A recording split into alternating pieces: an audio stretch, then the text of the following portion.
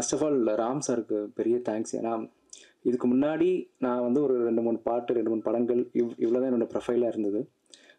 ரஹ்மான் சாரோட அசிஸ்டன்ட் என்ற ஒரு ப்ரொஃபைல் ஒரு 15 இயர்ஸாக ஒர்க் பண்ணிட்டுருக்கேன் கடல்ல இருந்து. ராம் சார் கிட்ட எப்படி வந்து சேர்ந்தேன்னு எனக்கு இப்போ வரைக்கும் புரியல. இந்த டீசர் ட்ரெய்லரில் ராட்டர்டாம் ஃபெஸ்டிவல்லாம் போய் வந்து பயங்கரமான எக்ஸ்பீரியன்ஸாக இருந்தது. ஸோ ராம் சார் கிட்ட நிறைய கற்றுக்கிட்டேன். How to approach a film, music எல்லாமே. அவர் நோ காம்ப்ரமைஸ் டேரக்டர் நான் ஒர்க் பண்ணதுலேயே. ப்ளஸ் ராம் சாரும் ரஹ்மான் சாரும் சேம்னு நான் இப்போ வரைக்கும் என் ஃப்ரெண்ட்ஸ்கிட்டலாம் சொல்லிகிட்டே இருப்பேன். எனக்கு அந்த எக்ஸ்பீரியன்ஸ் ரொம்ப ஈஸியாக இருந்தது. ஏன்னா 2 பேருமே நோ காம்ப்ரமைஸ், 2 பேருமே ஒரே தாட் ப்ராசஸில் இருக்க people. Thank you Ram sir. I'm always grateful for this opportunity. And Madan Karky sir, thanks for your support. நீங்கள் கொடுத்த அந்த சாங்ஸ் வச்சு தான், அந்த லிரிக்ஸ்லாம் வச்சு தான் நம்ம இவ்வளோ சாங் இந்த ஷார்ட் டைமில் பண்ண முடிஞ்சது. Thank you so much. வணக்கங்கள். மேடையில் ரொம்ப அழகான இயக்குநர்கள், தொழில்நுட்ப கலைஞர்கள், தயாரிப்பாளர்கள் எல்லாருமே இருக்காங்க. பத்திரிகையாளர்கள் எல்லாரும் முன்னிலையிலையும் இந்த படம் வந்து இதை பற்றி பேசுகிறது வந்து ரொம்ப மகிழ்ச்சியான ஒரு தருணம். ஒரு சில ஆண்டுகளுக்கு முன்னாடி இந்த படத்துக்காக இல்லை, ஏழுக்கடல் ஏழுமலை படத்துக்காக பாடல் எழுதுறதுக்காகன்னு சொல்லிட்டு ராம் அவர்கள் கிட்டேருந்து ஒரு அழைப்பு வந்துச்சு. அந்த அழைப்பை வந்து ரொம்ப ஒரு பெரிய ஒரு மகிழ்ச்சியை கொடுத்த ஒரு அழைப்பு அந்த அழைப்பு. ஏன்னா அவங்களோட யுவன் முத்துக்குமார் அண்ட் ராம் அவர்களுடைய இணைந்து அவங்க உருவாக்கின பாடல்கள்லாம் எனக்கு ரொம்ப பிடிச்ச பாடல்கள். என்னோட பட்டியலில் எப்போவுமே இருக்கிற பாடல்கள், கற்றது தமிழில் வர பாடல்கள் ஆகட்டும், ஆனந்த யாழை ஆகட்டும், அது வரைக்கும் எல்லா பாடல்களும். அங்கே போகும்போது அவரை பார்க்க போகும்போது அவரோட அப்பார்ட்மெண்ட்க்கு போகிற வழியில் அவங்களோட பாடல்கள்லாம் கேட்டுகிட்டே போயிட்டு அந்த படத்துக்கான வேலை ஆரம்பித்தோம். அந்த படத்தில் வந்து ரொம்ப கவித்துவமான ஒரு படம். அந்த படமே அவ்வளோ ஒரு கவிதை. அதில் அவர் வந்து தமிழ் கவிதை அவ்வளோ வந்து என்ஜாய் பண்ணி வாங்கிட்டே இருந்தார். இன்னும் வேணும் எனக்கு, நான் எவ்வளோ அழகாக ஒரு வரி எழுதிட்டோம், எனக்கு இந்த வரி ரொம்ப அழகாக இருக்குன்னு நான் நினச்சேன்னாலும் இந்த வரி அழகாகிடுச்சு, ஆனால் அதுக்கு மேலே இருக்கிற வரி இதோட கம்மியாயிடுச்சு, ஸோ அதையும் இன்னும் கவித்துவமாக்கலாமான்ட்டு ஒவ்வொரு வரியாக அப்படி கேட்டு வாங்கிட்டு இருந்தார். ஸோ அவருக்கு அந்த அப்படி ஆரம்பித்த அந்த திங் அதுலேருந்து பறந்து போக்கு நாங்கள் வரும்போது டோட்டலாக வேற ஒரு டொமைனுக்கு மாறிட்டார். வேற ஒரு ராம் சாரை நான் பார்த்தேன். நான் என்ன எழுதினாலும் ஆக்சிடென்ட்ல ஏதாவது கவிதையாக வந்துட்டா கூட, ஐயோ இது கவிதையாக இருக்குங்க, கவிதை வேணாம், இந்த படத்துக்கு இது தேவையே இல்லை, இந்த படம் வந்து நான் வேற மாதிரி பண்ணுறேன், வேற மாதிரி என்னோட விஷனே வேற மாதிரி இருக்குன்னு சொல்லிட்டு அவர் டோட்டலாக வேற ஒரு ஜானருக்கு ஷிஃப்ட் பண்ணிட்டு கூப்பிட்டு போனார். எனக்கும் ரொம்ப பெரிய எக்ஸ்பீரியன்ஸாக இருந்துச்சு. இந்த படம் ஆரம்பிக்கும் போது அப்படியே 1, 2 அப்படின்னு சொல்லிட்டு பாட்டு ஆரம்பிச்சு அப்புறம் முடிக்கும் போது 25 பாட்டு எழுதணும் அந்த படத்துக்கு. அந்த 25 பாட்டில் ஒரு 19 பாட்டு படத்தில் இருக்குது. ஸோ அந்த 19 பாடல்களும் வந்து அவர் கூட சேர்ந்து எழுதின அந்த அனுபவம் வந்து எப்படி வந்து அவர் என்ன ஒரு பேனா மாதிரி பயன்படுத்திக்கிட்டாருன்னு சொல்லி பார்த்தேன். அவரோட எண்ணங்களை வந்து அப்படியே வந்து என்னோட கையை பிடிச்சி அவர் எழுதினார். அது ரொம்ப ஒரு அழகான ஒரு அனுபவமாக இருந்துச்சு. ஒரு விஷுவல், நீங்கள் பார்த்த பாடல்கள் மாதிரி தான் எல்லாமே. வந்து நீங்கள் கண்ணை மூடிக்கிட்டு இந்த பாடல்களை கேட்டால் கூட அந்த படம் உங்கள் கண்ணு முன்னாடி ஓடும். யார் மேலே இருக்கா, யார் கீழே இருக்கா, எவ்வளோ ஆங்கிளில் மேலே இருக்குது, இப்படி தான் இந்த முழு படத்தில் இருக்கிற பாடல்கள் வந்து ரொம்ப ஒரு எளிமையான ஒரு இதில் இருக்கும். இந்த பாடல்கள் வந்து சில நாள் உட்காந்து ஒரு 5 பாடல்கள் எழுதுவோம், அடுத்த நாள் ஒரு 8 பாடல்கள் உட்காந்து எழுதுவோம். எழுதிட்டு சந்தோஷ்க்கு அனுப்புவோம். சந்தோஷ் உடனே அதுக்கான இசை ஒன்று அமைச்சிட்டு அனுப்புவார். சந்தோஷ் வந்து ரொம்ப ஒரு டேலண்டடான ஒரு புது ஜென்ரேஷன் கம்போசர். ஸோ அவரோட மியூசிக் இதில் இருக்கிற வெரைட்டி வந்து அது சொல்லும். ஏன்னா ஒரு 19 பாடல் நீங்கள் கேட்க போகிறீங்கன்னா அந்த ஒரு 19 பாடலும் வெவ்வேறு வடிவத்தில் இருக்கும். எந்த ஒரு பாடலும் ஒன்று மாதிரி இருக்காது. அது ரொம்ப அழகாக பண்ணியிருக்காரு. பாடகர்களும் வந்து ரொம்ப அழகான பாடகர்கள் வந்து நிறைய பேர் பாடியிருக்காங்க. நிறைய கேமியோஸ் ஒன்று வந்து ராம் சார் சொல்லுவார் யார் யாருன்னா வரப்போகிறாங்கன்ட்டு. சித்தார்த் வந்து நான் கண்டிப்பாக அவரை பாராட்டணும். இன்னைக்கு வந்து பாட்டு மட்டும் இல்லை, மறுபடி நீ பாட்டும் அவர் ஏழுக்கடல் ஏழுமலையில் வந்து பாடியிருந்தார். அவருடைய அந்த குரல் வந்து அது ரொம்ப அது எனக்கு வந்து ப்ரொஃபஷனல் சிங்கிங்காக இல்லையான்னு சொல்ல தெரியாது, ஆனால் அது உயிரில் இருந்து பாடியிருந்தார்.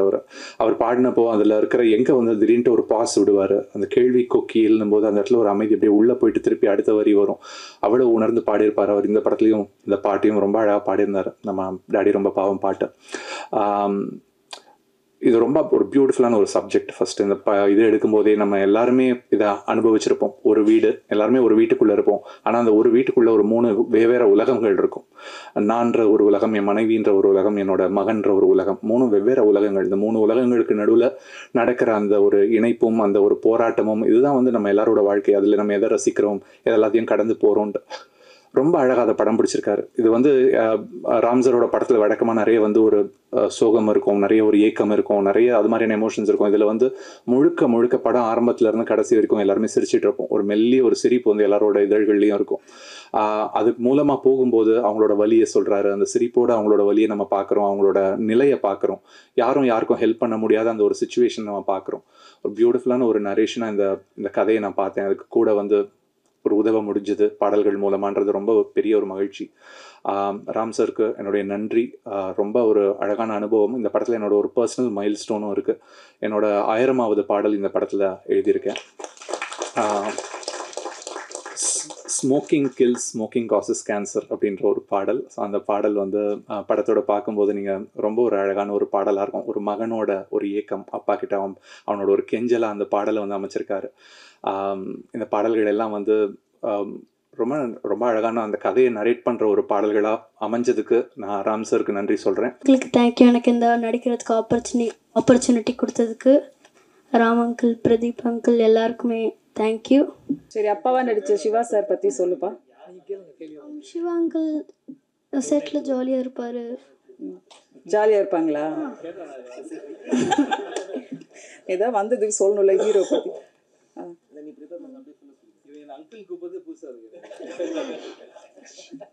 கிரேஸ் ஆண்டி ஆண்டி, அது சரி, கிரேஸ் ஆண்டி அம்மா அவங்களும் ஜாலியாக இருப்பாங்க.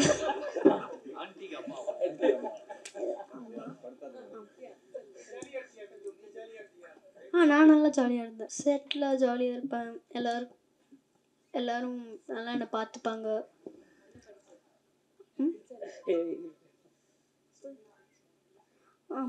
படத்துக்காகவே swimming, football. First Ram uncle எனக்கு புக்கு கொடுத்ததுனால தான் எனக்கு புக் ரீடிங்கே ஸ்டார்ட் ஆச்சு.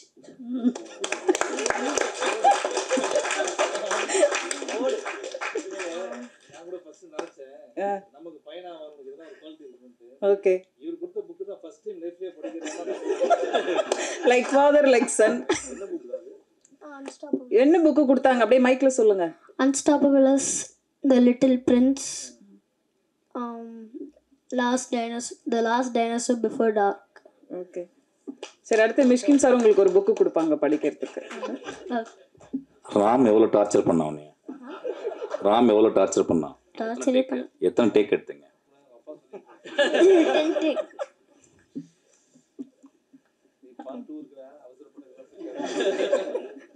தேங்க்யூ. சொல்றதுக்கு நன்றி. Good afternoon everyone. எனக்கு இது புது experience. My first Tamil movie. Thank you Ram sir. And so first of all இந்த மாதிரி ஒரு கேரக்டர் டிஃப்ரெண்ட்டாக இருந்துச்சு. மலையாளத்தில் கொஞ்சம் இமோஷன் கம்மி, இமோஷன் மேலே கூடுதல். எது கூடுதல் சொல் ஒன்று தான். ஓகே, தமிழ் அவ்வளோ நல்லா பேச தெரியாது. ஸோ ஹியூமர் பண்ணிட்டேன் மலையாளத்தில். பட் இந்த ஹியூமர் கொஞ்சம் டிஃப்ரெண்ட்டாக இருக்குது. அண்ட் அதுவும் சிவா சார் கூட. ஸோ சிவா சார் குறை புதிய காமெடி டெக்னிக்ஸ் எல்லாம் he teach me.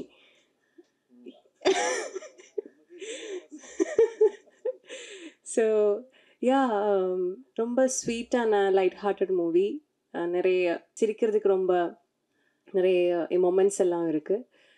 So yesterday Ram sir என்கிட்ட கேட்டேன் ஒரு பாட்டு பாடணுன்னு. ஸோ இத்தனை நாள் ஆக்டிங் கான்ஃபிடெண்ட்டாக போனேன் நான். இது என்னோடய first Tamil movie sir. So ஏதோ எப்படி இருக்கு? I hope it will become a real special one. So yeah, thank you so much. சொல்லிடுறேன், சென்னை சில்க்ஸ் மேனிக்வின் மாதிரி இருக்கீங்க மேடம். இல்லை ரொம்ப அழகாக இருக்காங்க. ப்ளீஸ். இல்லை நீங்கள் இவ்வளோ சொன்னதை கேட்டோம். என்றைக்குமே கிடையாது. பட்டம் நான் தானாக வர்றது அது. ஓகே, இது வேறு ஃபங்க்ஷனு, நம்ம ஒழுங்காக பேசுகிறோம். இதுதான் ரொம்ப சந்தோஷமாக இருக்குது. நம்ம நிறைய படத்தை இங்கே வந்திருக்கோம். இது ரொம்ப ஸ்பெஷல். ஃபஸ்ட்டு இது மாதிரி ராம் சார்கிட்ட ஃபோன் வருது, இது மாதிரி படம் பண்ணோம், எப்படியும் ப்ரொடகனிஸ்ட் இன் மை மூவி அப்படின்னு ஒரு ஆக்சென்ட்டோட சொன்னார். அது மாதிரி லைஃப்பில் பயந்தது எதுவுமே கிடையாது. ஸ்கூலில் ஃபெயில் ஆனது கூட பயப்படல. ஐயோ ராம் சாரோட படமா அப்படின்னோடனே, எங்கே இருக்கீங்க? ஆஃபீஸில் இருக்கேன், வந்துடுறேன், 20 minutes வந்துட்டார் ஆஃபீஸ்க்கு. இப்போ என்ன பண்ணுறதுன்னு யோசிச்சுட்டே இருக்கேன். டக்குன்னு லேப்டாப் ஓப்பன் பண்ணி, சார் இப்போ ஒரு படம் பண்ணிகிட்ருக்கேன், இந்த படத்தில் 2 சீன் பாருங்கள் அப்படின்னு. நானே இந்த படத்தை எப்போ இவர்கிட்ட எஸ்கேப் ஆகுதுன்னு யோசிச்சுட்ருக்கேன். அப்போ படத்தை போட்டால் சூரிய வந்து தலைக்கீழே தொங்கிட்டு 30 தடவை இப்படி சுற்றிட்டு இருக்காரு, 30 தடவை அப்படி சுற்றிட்டு இருக்காரு, தண்ணி மூஞ்சில் தெளிக்கிறாங்க. அப்படியே பார்த்துட்டே இருக்கேன். எப்படி சார் இருக்கு, நல்லா இருக்கு, நம்ம படம் எப்படி அப்படின்னு ஆரம்பித்தார். ஐயோ சார், இதெல்லாம் நம்ம டார்ச்சர் அனுபவிக்கவே முடியாது. அதில் என்ன பண்ணேன், சார் நம்ம டிஃபன் சாப்பிட்டு பேசுவோமா சார் அப்படின்னு சொல்லிட்டு, I really love you sir, I have lot of respect, நம்ம படம் மட்டும் அப்படின்னோன்னா அப்போ சொன்னார், இல்லை இது வேறு மாதிரி ஒரு படம், இது வரைக்கும் நானே பண்ணாத ஒரு படம், நிச்சயமாக உங்களுக்கு பிடிக்கும் அப்படின்ட்டு ஒரு ஸ்கிரிப்ட் கொடுத்தாரு. அந்த ஸ்கிரிப்ட் பார்த்தீங்கன்னா கொஞ்சம் பெரிய புக்காக இருந்தது. நீங்கள் படிங்க, நான் கூப்பிட்றேன் அப்படின்னாரு. நான் ஒரு நாள் கூட இல்லை, ஒரு 12 ஹவர்ஸே திருப்பி கூப்பிட்டார். எப்படி இருந்தது ஸ்கிரிப்ட்? சார் ஸ்கிரிப்ட் நல்லா இருக்கு சார், ஆனால் அங்கேயே தான் இருக்குது, நான் படித்து சொல்லிடுறேன் சார் அப்படின்னேன்.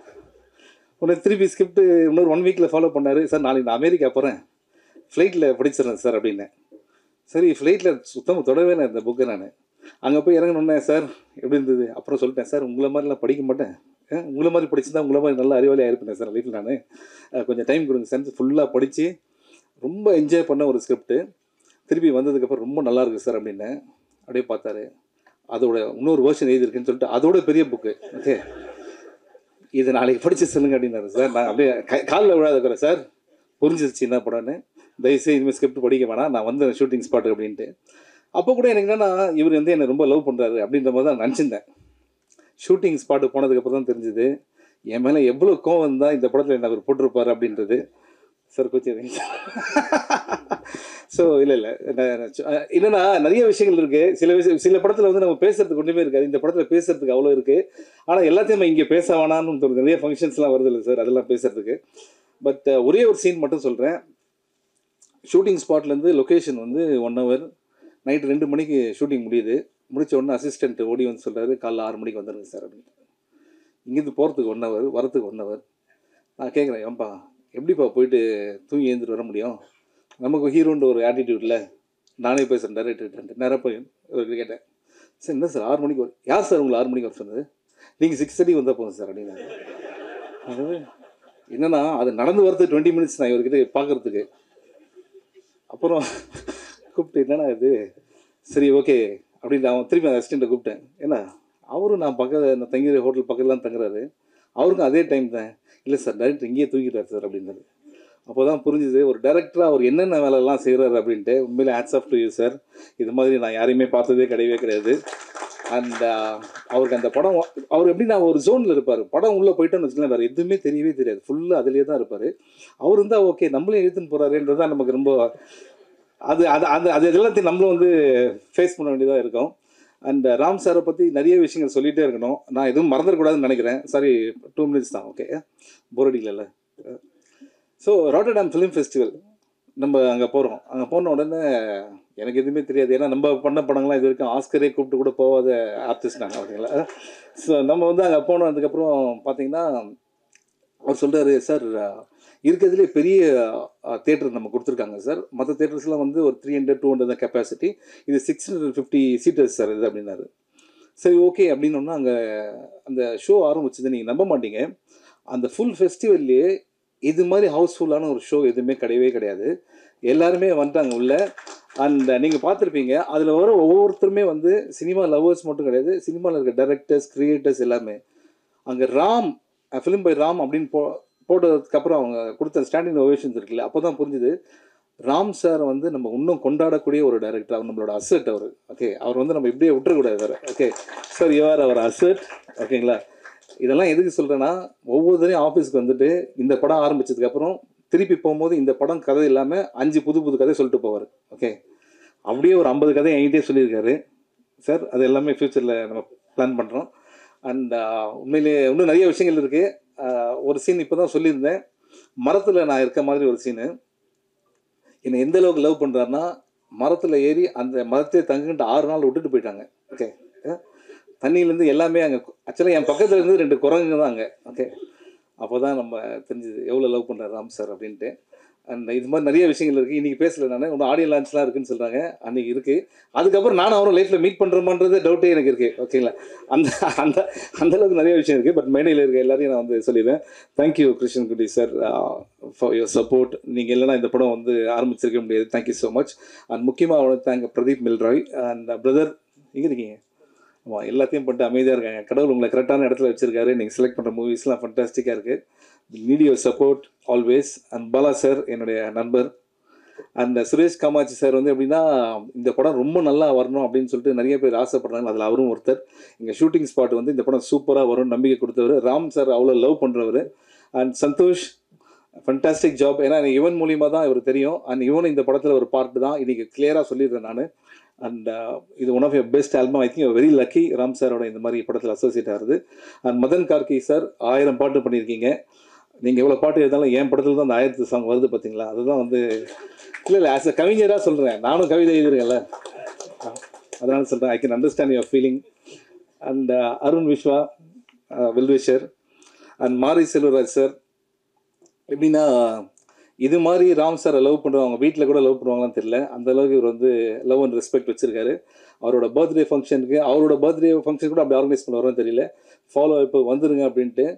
லவ் ஃபார் ராம் சார் இருக்குல்ல, அது வந்து ட்ரூலி அமேசிங். அண்ட் நீங்கள் இன்னும் நிறைய படங்கள் பண்ணோம். இது அப்புறம் பேசலாம். இன்சைட் ஜோக்ஸ் இது. அப்புறம் சித்தார்த் என்னென்னா, நான் ரேடியோ மிர்ச்சியில் வந்து ஆர்ஜேவாக இருக்கும்போது அவரை நான் இன்டர்வியூ பண்ணிருந்தேன். அப்போ தான் பாய்ஸ் படம் நடிச்சிட்ருக்காரு. அப்போ நான் வந்து அங்கே இருக்க எல்லாருக்கிட்டே சொல்கிறேன், யார் தெரியுமா இவர், இப்போ தெரியாது, இன்னும் கொஞ்சம் நாள் இவர் யார், இந்த இண்டஸ்ட்ரி ஒரு கலக்க போகிறாரு அப்படின்னு சொல்லியிருந்தேன். உண்மையிலேயே அதே மாதிரி வந்து நம்ம இண்டஸ்ட்ரி மட்டும் இல்லை, ஹிந்தி தெலுங்கு எல்லா இடத்துலையும் கலக்கிற ஒரு artist. Tremendously talented. And I am so happy. அன்றைக்கி நான் இன்டர்வியூ பண்ண சித்தார்த் இன்றைக்கி என் படத்தில் ஒரு பாட்டு பாடியிருக்காரு அப்படின்றது ரொம்ப happy. Siddharth still long way to go. இதெல்லாம் மேடையில் பேசுகிறோம், தனியாக பேசுகிறோம், ரொம்ப அசிங்கமாக பேசிப்போம்.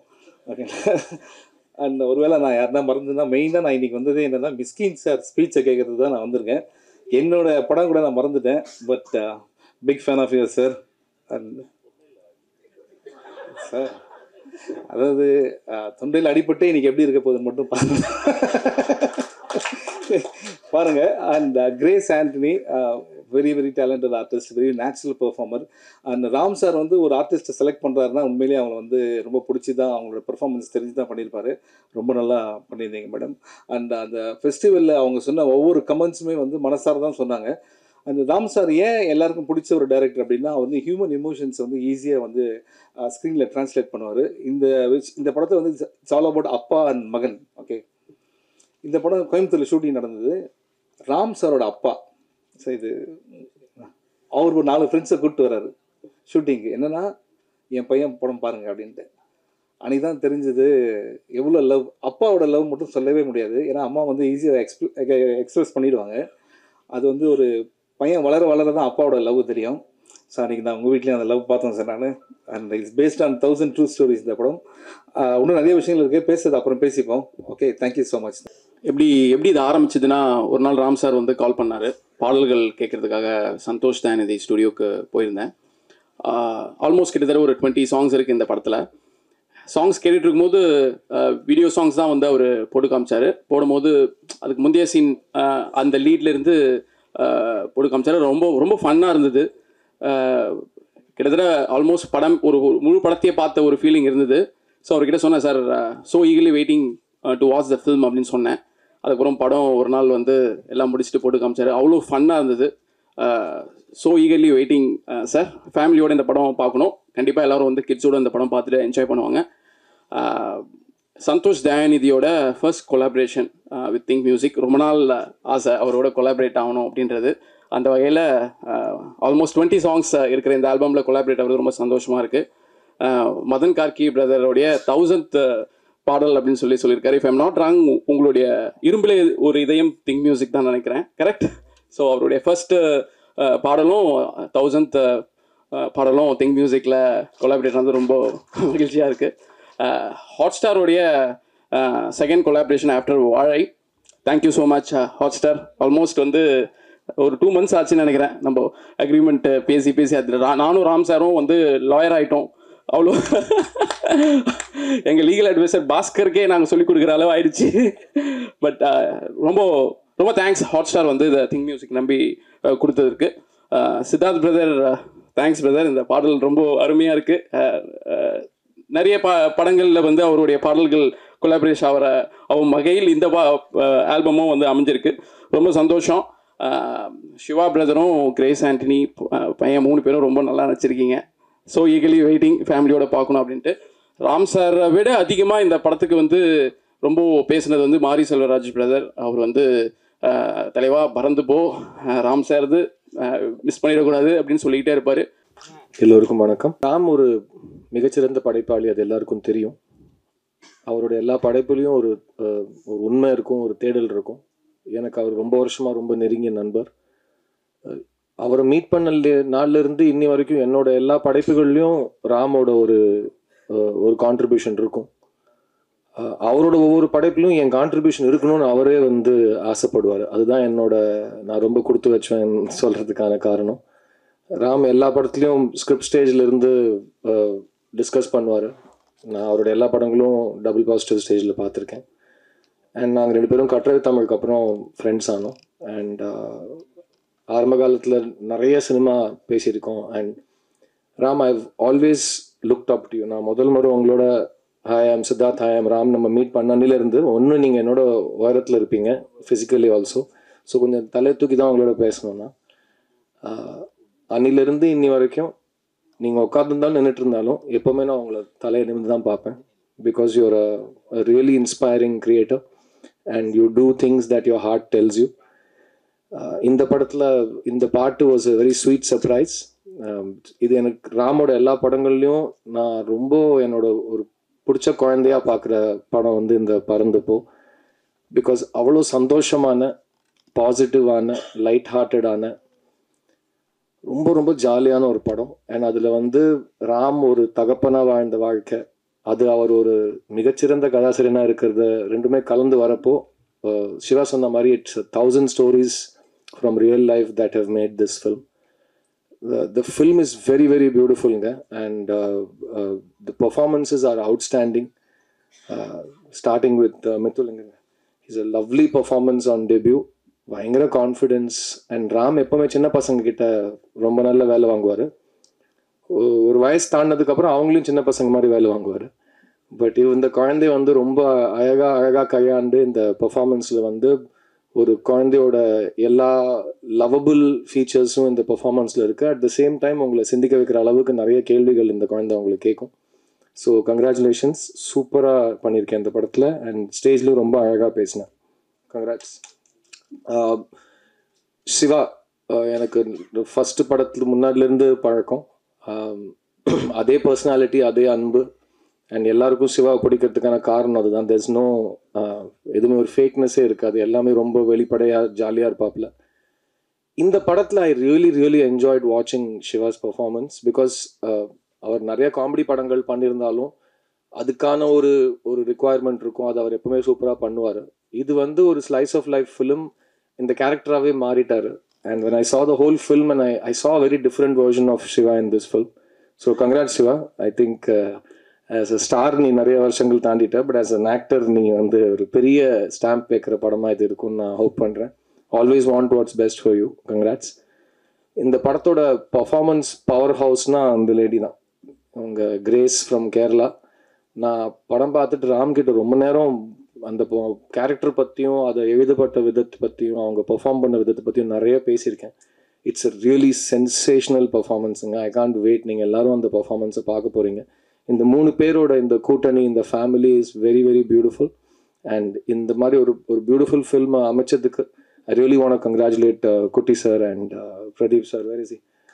So both of them really amazing to back a film like this. Adu vaazhaikku appuram it's nice to see a film that will be seen in theaters and it will be seen over the top, it will be seen everywhere, and that's a very beautiful hybrid kind of an imagination. So congrats guys, thanks for backing this film. In the padathula work panna ella technicians Ram pinju eduthuruvar avaroda technicians, adu ungalke theriyum. Santosh Dayanidhi is a tremendous musician. He's worked and learned from the greatest.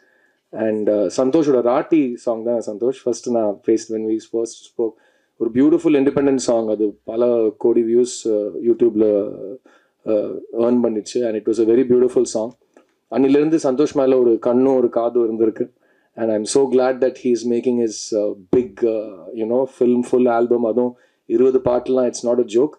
And I think you grabbed the opportunity with both hands, Santosh. I'm so happy for you, and just keep growing, brother. It's going to be amazing. And Karki is, well, he's an institution. I am part editor, so I'm so happy to have him on this project. And our ஏழு கடல் ஏழு மலைக்கு ஒரு மறுபடி நீங்கிற பாட்டு எங்களுக்கு ரொம்ப அழகாக எழுதி கொடுத்துருந்தாரு, which Ram and I really enjoyed when we recorded it. இந்த பாட்டு வாஸ் நான் சொன்னேன் இல்லையா, என்னோட எல்லா படைப்பிலும் ராம் இருப்பார், அவரோட எல்லா படைப்பிலும் நான் இருக்கணும்னு அவர் ஆசைப்படுவார். அதில் தான் அந்த அன்புனால வந்த ஒரு யாரு செஞ்ச வேலை இது அன்பு செஞ்ச வேலை, அது இந்த படத்தில் தான். அந்த வேலை தான் எனக்கு இந்த படத்தில் ஒரு பாட்டு பாடுற வேலையை வாய்ப்பு வாங்கி கொடுத்துருக்கு. I'll always be part of everything you do, Ram, you know that. And எனக்கு ஒரே ஒரு வேண்டுகோள், I want you to make more films, because நம்ம சினிமா ஸ்டார்ட் ஆகிற டைம்லேருந்து இப்போ கம்பேர் பண்ணிங்கன்னா எவ்ரி 3 months எவ்ரி 6 months உலகம் மாறிக்கிட்டே இருக்குது, ரொம்ப ஃபாஸ்ட்டாக மாறுது. ஸோ ஒரு இருட்டு காட்டுக்குள்ளே நீங்கள் தான் அப்பப்போ ஒரு தீப்பந்தத்தை போய் வச்சிங்கன்னா தான் உங்களுக்கு பின்னாடி நாங்கள்லாம் வர முடியும், இல்லைனா ரொம்ப இருட்டு அதிகமாகிட்டே போகுது. So I want you to be the வழிகாட்டி that you have always been. But please கொஞ்சம் இன்னும் ஃப்ரீக்வன்சி கொஞ்சம் இன்க்ரீஸ் பண்ணுங்கள். அதுக்கு உங்களுக்கு நாங்கள் எல்லாருமே ஒத்தாசையாக இருக்கணும்னு ஆசைப்படுறோம், whether it's Selvam or Viswa. And I'm so happy that these guys stand with you and love you and support you the way they do. And we'll always be there. So உங்களுக்கு என்ன வேணும்னு சொல்லுங்கள், அது ஃபாஸ்ட் பண்ணணும், 2x 3x பண்ணணும்னா நாங்கள் அதுக்கான வேலையெல்லாம் நாங்கள் பார்க்க ஆரம்பிக்கிறோம். மெடல் இருக்கிற எல்லா பெரியவங்களுக்கும் thanks for coming here to support our film. July 4th எங்களுக்கு ரொம்ப முக்கியமான நாள். ராமோட ஆசான்னா அவரோட சீடன் அருண் விஸ்வாவோட அடுத்த ப்ரொடக்ஷன் 3 BHK, அதில் நான் நடிச்சிருக்கேன். அதுவும் July 4th தான் ரிலீஸ் ஆகுது. அதுவும் ஒரு மிக அழகான குடும்பத்தை பற்றின கதை. ஸோ எஸ், பறந்து போன்னு 2 பேர் சேர்ந்து கை கோத்து இறகு கோத்து நம்ம பறந்தால் பெட்ரு. So I'm really happy that we are coming on the same day. And I want all of you to love both of these films, because they are both very sweet and fun and positive and emotional films. And இதை பார்த்துட்டு I hope that 2 படத்துக்கும் நீங்கள் நிறைய அன்பு கொடுப்பீங்கன்னு நான் வேண்டிக்கிறேன். And in fact Arun Vishwa என்னை ஏன் டைரெக்டாக பார்க்க மாட்டேங்கிறாருன்னா, எங்களோட அதர் லாங்குவேஜ் டப்பிங் போயிட்டுருக்கு, அதை விட்டுட்டு 1/2 hour நான் வரணும்னு சொல்லிட்டு எனக்கு கூப்பிட்டு வந்தாங்க. ஸோ நான் இதை முடிச்சுட்டு கொஞ்சம் அங்கே ஓடணும். ஸோ மீடியா நண்பர்கள் எல்லாருக்கும் Paranthu Po is a very beautiful and positive, almost a cute fairy tale of a film. நான் ஃபஸ்ட் டைம் பார்த்தப்போ நான் எவ்வளோ என்ஜாய் பண்ணனோ கண்டிப்பாக நீங்களும் அவ்வளோ என்ஜாய் பண்ணுவீங்கன்னு நான் நம்புகிறேன். So give this film a lot of your love. It's releasing on July 4th worldwide. And I hope Ram இந்த படத்துக்கு அப்புறம் அடுத்த ஃபங்க்ஷன்ஸ்லாம் இன்னும் சீக்கிரமாக வரும்னு நான் வேண்டிக்கிறேன். And thank you very much, all the best.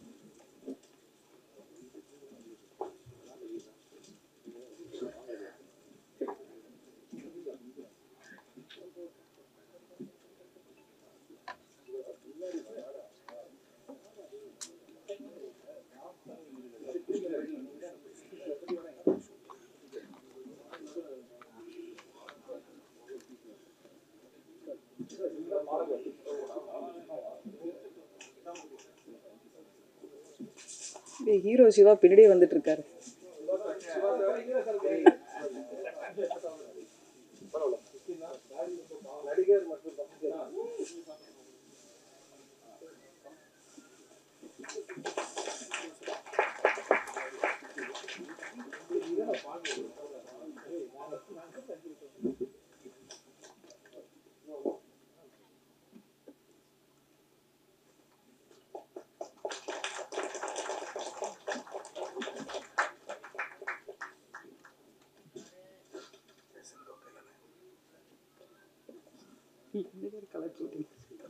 நல்லது. மேடையில் வீட்டிற்கும் திரைச்சிற்பிகளே, விழாவில் பங்கு கொள்ள வந்திருக்கும் நண்பர்களே, தொலைக்காட்சி தோழர்களே, ஊடக சகோதரர்களே, உங்கள் அனைவருக்கும் என் பணிவான பிற்பகல் தமிழ் வணக்கத்தை மகிழ்வோடு தெரிவித்துக் கொள்கின்றேன். பறந்து போ இந்த படத்தை நான் 2 மாதங்களுக்கு முன்பே பார்த்து அகமகிழ்ந்து உளம் நெகிழ்ந்து உச்சி முகர்ந்தேன். ராமுக்கு பலமுறை சொல்லியிருக்கிறேன், எங்கள் நிறுவனத்துக்கு ஒரு படம் பண்ணி தரணுன்னு. உண்மையிலேயே ஆஸ்டார் கொடுத்து வைத்தவர்கள். அவர்கள் சின்ன படங்களுக்கெல்லாம் கொடுத்து அனைவரையும் சிகரத்தில் ஏற்றுகிறார்கள், அவர்களும் சிகரத்தில் ஏறுகிறார்கள். அங்கிங்கனாதபடி எங்கும் இப்படம் மாபெரும் வெற்றியடைய வாழ்த்தி விடைபெறுகிறேன். நன்றி, வணக்கம். சூரியவம்சம் சின்ராஸ் மாதிரி ஓரமாக ஃபோட்டோவில் நின்று போகலான்னு தான் வந்தேன். பேச சொல்லிட்டாங்க. பேசுகிறதோட என்ன சிக்கல்னா, படம் ரிலீஸ் ஆகி இன்னும் ஒரு 15 நாள் இருக்கும்ல சார், 15 நாள் மேலே இருக்கும். அதனால் நிறைய ஸ்பாய்லர்ஸ் ஆகிடும். அதனால் டிஸ்க்ளைமரோட பேசுகிறேன். அப்படி ஸ்பாய்லர்ஸ் ஏதாவது வந்துடுச்சுன்னா மன்னிச்சுக்கோங்க சார், கம்மியாக. Okay sir. ஜெயமோகனோட ஒரு வரி ஒன்று உண்டு, வீட்டுக்கு வெளியே தான் உலகம் உண்டு அப்படின்னு. அதை தெரிந்து கொள்ள நீங்கள் பயணம் செல்ல வேண்டும்னு. சார் இது ஒரு ரோட் மூவியாலாம் எடுக்கலை, ஆனால் ஸ்டில் அந்த மாதிரி ஒரு ஃபீலை கொடுக்கக்கூடிய ஒரு படம் தான். எல்லோரும் சொன்னாங்க ராம் சாரோட படம் ரொம்ப வித்தியாசமாக இருந்தது, அந்த டார்க் சைடு இல்லை, ரொம்ப ஹாப்பியஸ்ட் மூவியாக இருந்ததுன்னு. எங்களுக்கு அது சர்ப்ரைஸாக இல்லை. ஏன்னா சாரை பற்றி எங்களுக்கு தெரியும், அவர் எவ்வளோ ஹாப்பியான பர்சன், எவ்வளோ ஹியூமர் அவர்கிட்ட இருக்குது அப்படின்னு சொல்லிட்டு. படத்தோட ஃபஸ்ட்டு ஃப்ரேம்லேருந்து லாஸ்ட் ஃப்ரேம் வரைக்கும் ஒரு ஸ்மைல் உங்கள் முகத்தில் இருந்துகிட்டே இருக்கும். உங்கள் மனசு ரொம்ப சந்தோஷமாக இருக்கும். ரொம்ப சூப்பரான ஒரு படம், மகிழ்ச்சிகரமாக குடும்பத்தோடு பார்க்குற மாதிரியான ஒரு படம் இது. அப்புறம் இந்த படத்தை பற்றி சொல்லும்போது ரொம்ப எமோஷ்னலாக இருக்குது. ஏன் அப்படின்னா, ராம் சாரோட மேடையில் நான் வந்து பேசுகிறது, அருண் சார் மாதிரி நானும் வந்து பேசுகிறது வந்து எனக்கு ஒரு பெரிய ஒரு ஆப்பர்ச்சுனிட்டியாக என்ன சொல்கிறது, பாக்கியம் சொல்கிறதா, அந்த மாதிரி தான் எனக்கு ஃபீல் ஆகுது. ஸோ படத்தை எல்லோரும் பாருங்கள், ரொம்ப சிறப்பாக வந்திருக்கு. அந்த படத்தில் வர கேரக்டர்ஸ் எல்லாமே பார்த்தீங்க அப்படின்னா சொன்னால் ஸ்பாய்லர் ஆகும். எனக்கு ரொம்ப பிடிச்சது எம்பரர்னு ஒரு கேரக்டர் வரும், வாத்துக்காரர் ஒருத்தர் வருவார், மைனா குருவின்னு 2 பேர் மனுஷர்களாக வருவாங்க. அவங்க எல்லாமே வந்து சூப்பராக இருந்தது. மிக்க நன்றி. அனைவருக்கும் வணக்கம். இந்த மேடையே ஒரு பாசிட்டிவாக ஃபீல் ஆகுது. ஏன்னா மேடையில் இருக்கக்கூடிய அனைவருமே வந்து என்னுடைய மனதிற்கு நெருக்கமானவர்கள். ராமனை பற்றி சொல்லணும்னா நிறைய சொல்லிக்கிட்டே இருக்கலாம். ஒரு மிகச்சிறந்த படைப்பாளின்றது நம்ம எல்லாருக்குமே தெரிஞ்ச ஒரு விஷயம். மிகச்சிறந்த படைப்பாளி, அதை தாண்டி மிகச்சிறந்த மனிதரும் கூட. அதுக்கு நீங்கள் ஒரு உதாரணமாக கூட பார்த்துருக்கலாம். தன்னோட அசிஸ்டண்ட்டுகளையே விட்டு ஆடியோ ரிலீஸ் பண்ண வைக்கிறதுலாம் வந்து உண்மையாகவே அவருடைய அசிஸ்டன்ஸுகளை அவர் கேர் பண்ணுற விதமே எனக்கு வந்து அவரை ரொம்ப அட்மையர் பண்ண வச்சது. மாரி செல்வராஜ் மாதிரிலாம் அவர் காட்டுற அன்பு எனக்கு பொறாமையாக இருக்கும். நம்ம மாரி செல்வராஜ் இருக்கக்கூடாது அப்படின்னு அவ்வளோ நேசிப்பார். அவரை பற்றி அவ்வளோ கேர் எடுப்பார். எனக்கு ஆச்சரியமாக இருக்கும், கூட இருக்கவங்கள இவ்வளோ நேசிக்கக்கூடிய ஒரு படைப்பாளியான. எனக்கு அவர் கூட பணிபுரிந்தார் என் வாழ்க்கையில். நான் என்னுடைய திரைப்பயணத்தில் என்னுடைய மிக சந்தோஷமான நாட்கள்னு சொன்னால் அவரோட நான் பணியாற்றிய அந்த நாட்கள் தான். ஒரு படைப்பாளி வந்து 24 மணி நேரம் சினிமாவை பற்றி யோசிக்க முடியும்னா அது அண்ணன் ராம் அவரில் தான் சொல்லலாம். ஏன்னா அந்தளவுக்கு வந்து வேறு யாரை பற்றியும் ஒரு நெகட்டிவாக பேசாமல், நம்மளே யாராவது பற்றி நெகட்டிவாக சொன்னோம்னா கூட அது காதில் வாங்க மாட்டார். அவர் வேலை உண்டு, தூங்கி எழுந்திரிச்சானா ஸ்ட்ரைட்டாக எடிட்டிங்கில் இருப்பார். படைப்பு இது என்ன பண்ணலாம், அடுத்து என்ன பண்ணலான்ற யோசிக்கிறத தவிர வேறு எதை பற்றி சிந்திக்காத ஒரு மிகச்சிறந்த கலைஞர். அப்படி ஒரு கலைஞனுக்கு உண்மையாகவே ஹாட் ஸ்டார்ஸ் வந்து இந்த படம் பண்ணதுக்கு ஹாட் ஸ்டாருக்கு மிகப்பெரிய நன்றி. கிருஷ்ணாஸ்குட்டி சாராக இருக்கட்டும், பாலா சார் மற்றும் பிரதீப் சார் 3 பேருக்கும் இந்த மேடையில் நன்றி சொல்லி கடமைப்பட்டிருக்கேன்.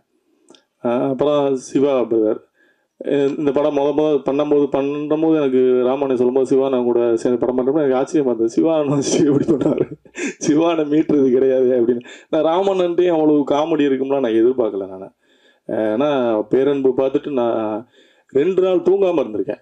என்னை அவ்வளோ டிஸ்டர்ப் பண்ண படம் அந்த படம் வந்து பேரன்பு. நானும் பாரதிராஜா சாரும் வெளியே வரும்போது பாரதிராஜா சார் சொன்ன வார்த்தை எனக்கு இன்னமும் மைண்டில் இருக்குது. வெளில வந்துட்டு அப்படியே அமைதியாக வந்தார்.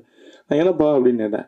அப்போ அவர் சொன்னார், நீ பாடுறா, இவன் வந்து இந்தியாவிலே மிகச்சிறந்த இயக்குனர்ன்ற பேர் வாங்கக்கூடிய ஒரு இயக்குனர் ராமன்.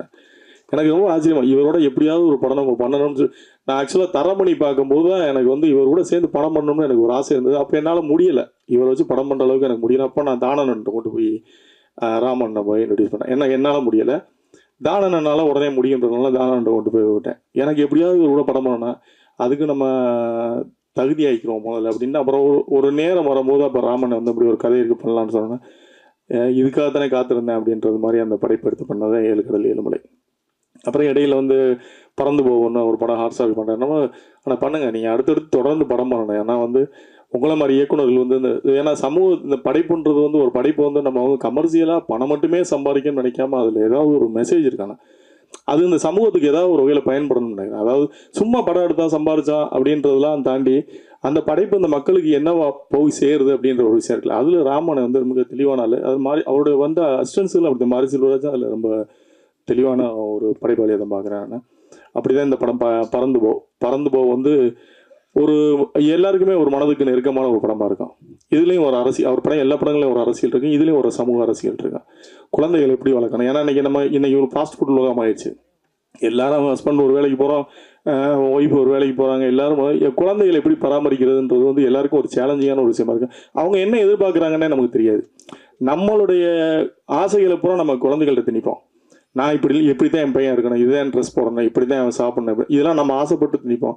அப்படிலாம் இல்லாமல் அந்த குழந்தை என்ன விரும்புது அப்படின்னு சொல்கிறது வந்து அப்படி எப்படி யோசிச்சாருன்னு எனக்கே ஆச்சரியமா. இவர் யோசிக்கிற ஸ்கிரிப்ட் பூரா எனக்கே ஆச்சரியமா இருக்கு. நான் இன்ன வரைக்கும் வியந்து பார்ப்பேன் ராமன். ஒவ்வொரு நாளும் எனக்கு அந்த அவரை பார்க்கும்போது ஏற்படக்கூடிய ஒவ்வொரு நாளும் ஆச்சரியங்கள் எனக்கு ரொம்ப தான். ரெண்டாவது அவருடைய ஸ்பீச் எனக்கு ரொம்ப பிடிக்கும். இந்த 4 வருஷமா அந்த அவருடைய ஸ்பீச் வந்து நான் ரொம்ப மிஸ் பண்ணியிருக்கேன். சமீப காலம் மேடைகளில் கூட அவர் அதிகமாக பேசுறதில்லை நினைக்கிறேன். 2 வார்த்தை பேசிட்டு உட்காந்துருவார். அது மாரி செல்வராஜ் மேடையிலாவது கொஞ்சம் அதிகமாக பேசுவார் மாதிரி அங்கேயும் வாழ்ந்து சொல்லிட்டு உட்காந்துரு. நான் எனக்கு ரொம்ப மென்டலி கொஞ்சம் டென்ஷனாகவும் டயர்டாகவும் இருக்கும் பார்த்தோன்னா அவருடைய ஸ்பீச் பார்ப்பேன். பழைய ஸ்பீச்லாம் யூடியூப்பில் இருக்கும், நீங்கள் பாருங்கள், மிக அற்புதமாக இருக்கும். என்னடா இப்படி ஒரு லெஜெண்டா அப்படின்ற மாதிரி நமக்கே நம்ம அப்படித்தான் நம்ம இருக்கும்போது தேட மாட்டோம், இல்லாத தேடி விடுப்போம், அப்படிதான் நம்ம. அப்புறம் அந்த படத்தில் நடித்த சிவா பிரதர் பற்றி மிக சிறப்பாக பண்ணியிருக்காரு. நான் ஃபஸ்ட் டைம் போய் மீட் பண்ணுறேன் கோயம்புத்தூரில். மீட் பண்ணி என்ன பிரதர் ஷார்ட் முடிஞ்சான்னு கேட்டேன். இல்லை பிரதர் இப்போ தான் ஓடி வந்திருக்கேன், அடுத்து ஓடுறதுக்கு ரெடியாக இருக்கேன் பிரதர். என்ன பிரதர் ஓட விட்டுருந்தேன், இப்படியே ஓட விட்டுருந்தேன், நான் இது வரைக்கும் ஓடினது விட்டுருந்தேன், சென்னையை போய் சேர்ந்துருப்பேன் பிரதர். கோயம்புத்தூர்லேருந்து அவ்வளோ ஓடிட்டேன். அவருக்கு அந்த இடமே வந்து ஒரு கலகலப்பான இடமா இருக்கு. அவருடைய படங்கள் வந்து மேக்சிமம் வெற்றி படங்களாக தான் இருந்திருக்கு. சிவாபிரதருக்காவது அகில உலக சூப்பர் ஸ்டார்ன்றது சிவாபிரதர். இந்த படத்தில் வந்து நீங்கள் மிகப்பெரிய வெற்றி பண்ணணும், அவங்க நல்ல எண்ணங்களுக்கு நீங்கள் நிச்சயமாக வெற்றி பண்ணணும். அப்புறம் சித்தார்த் பிரதர், அவர் எனக்கு ஒரு என்னோட படத்துலையும் ஒரு பாடல் பாடியிருக்காரு, இந்த படத்துலையும் ஒரு பாடல் பாடியிருக்காரு. அவருக்கும் என்னுடைய வாழ்த்துக்கள். கிரேஸ் ஆண்டனி, அவங்க தமிழ் சினிமாவுக்கு ஒரு புது வரவு. உண்மையாகவே அவங்க தமிழ் சினிமாவில் நிறைய பிஸியாக கூடிய ஒரு ஆர்டிஸ்டாக வருவாங்க நினைக்கிறேன். ஆனால் அவ்வளோ ஒரு எனர்ஜியாக ஒரு காமெடியாக நல்லா பண்ணியிருப்பாங்க. தமிழ் சினிமாவில் அவங்க வருங்காலத்தில் ஒரு பிஸியான ஆர்டிஸ்டாக வர்றதுக்கான அத்தனை தகுதி இருக்குது, வாய்ப்புகள் வரும் நம்புகிறேன். சந்தோஷ் தயாநிதி நம்ம 20 பாட்டு பண்ணியிருக்காப்புல.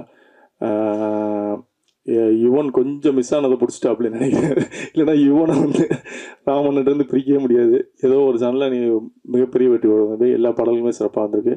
பாடல்கள் சிறப்பாக வந்திருக்கு. மதன் கார்கி சாரோட பங்களிப்பு எனக்கும் வந்து, அதாவது திரும்பி ராமண்ணங்கிட்ட வேலை பார்க்குறதுன்றது ஒரு பெரிய சேலஞ்சான விஷயம். தயாரிப்பாளராக நமக்கு அது ரொம்ப சந்தோஷமாக இருக்கும். ஏன்னா வந்து குவாலிட்டிக்காக போராடுறாரு அப்படின்ற மாதிரி.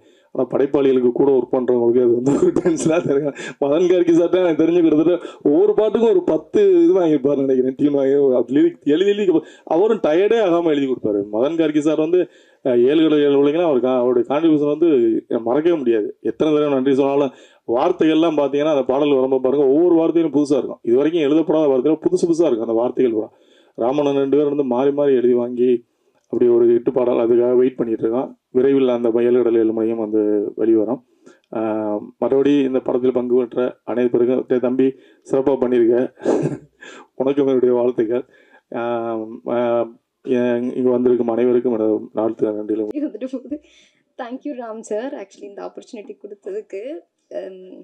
நான் எதிர்பார்க்கவே இல்லை, என்னை கால் பண்ணி ஆக்சுவலி கூப்பிட்டு இது கொடுத்தாங்க. அண்ட் செட்டில் ரொம்ப ஜாலியாக இருந்துச்சு. அண்ட் சிவா சார் சொன்ன மாதிரி ஆக்சுவலி இந்த 2 o'clock தூங்கிட்டு மறுபடியும் 6 மணிக்கு அங்கே வந்து செட்டில் இருக்கிறது எனக்கே ஷாக்காக இருக்கும். இவங்க ஆக்சுவலி இந்த 80s எல்லாருக்குமே ரொம்ப தேங்க்யூ. ஏன்னா அவங்களாம் ரொம்ப கம்ஃபர்டபுளாக வச்சுட்டு இருந்தாங்க. அப்போ அவங்களாம் சொல்லுவாங்க, என்னது 2 மணிக்கு தானே இப்போ தானே வந்தோம் அப்படின்னா, இல்லை நீங்கள் லேட்டாக வாங்க, ஆனால் நாங்கள் வந்து அங்கே 4 மணிக்கெலாம் போயிடுவோம். என்ன நான் லேட்டாக வரேன் அதெல்லாம் ஓகே, பட் நீங்கள் எப்படி 4 மணிக்கெலாம் அங்கே இருக்கீங்க அப்படின்னு தோணும்.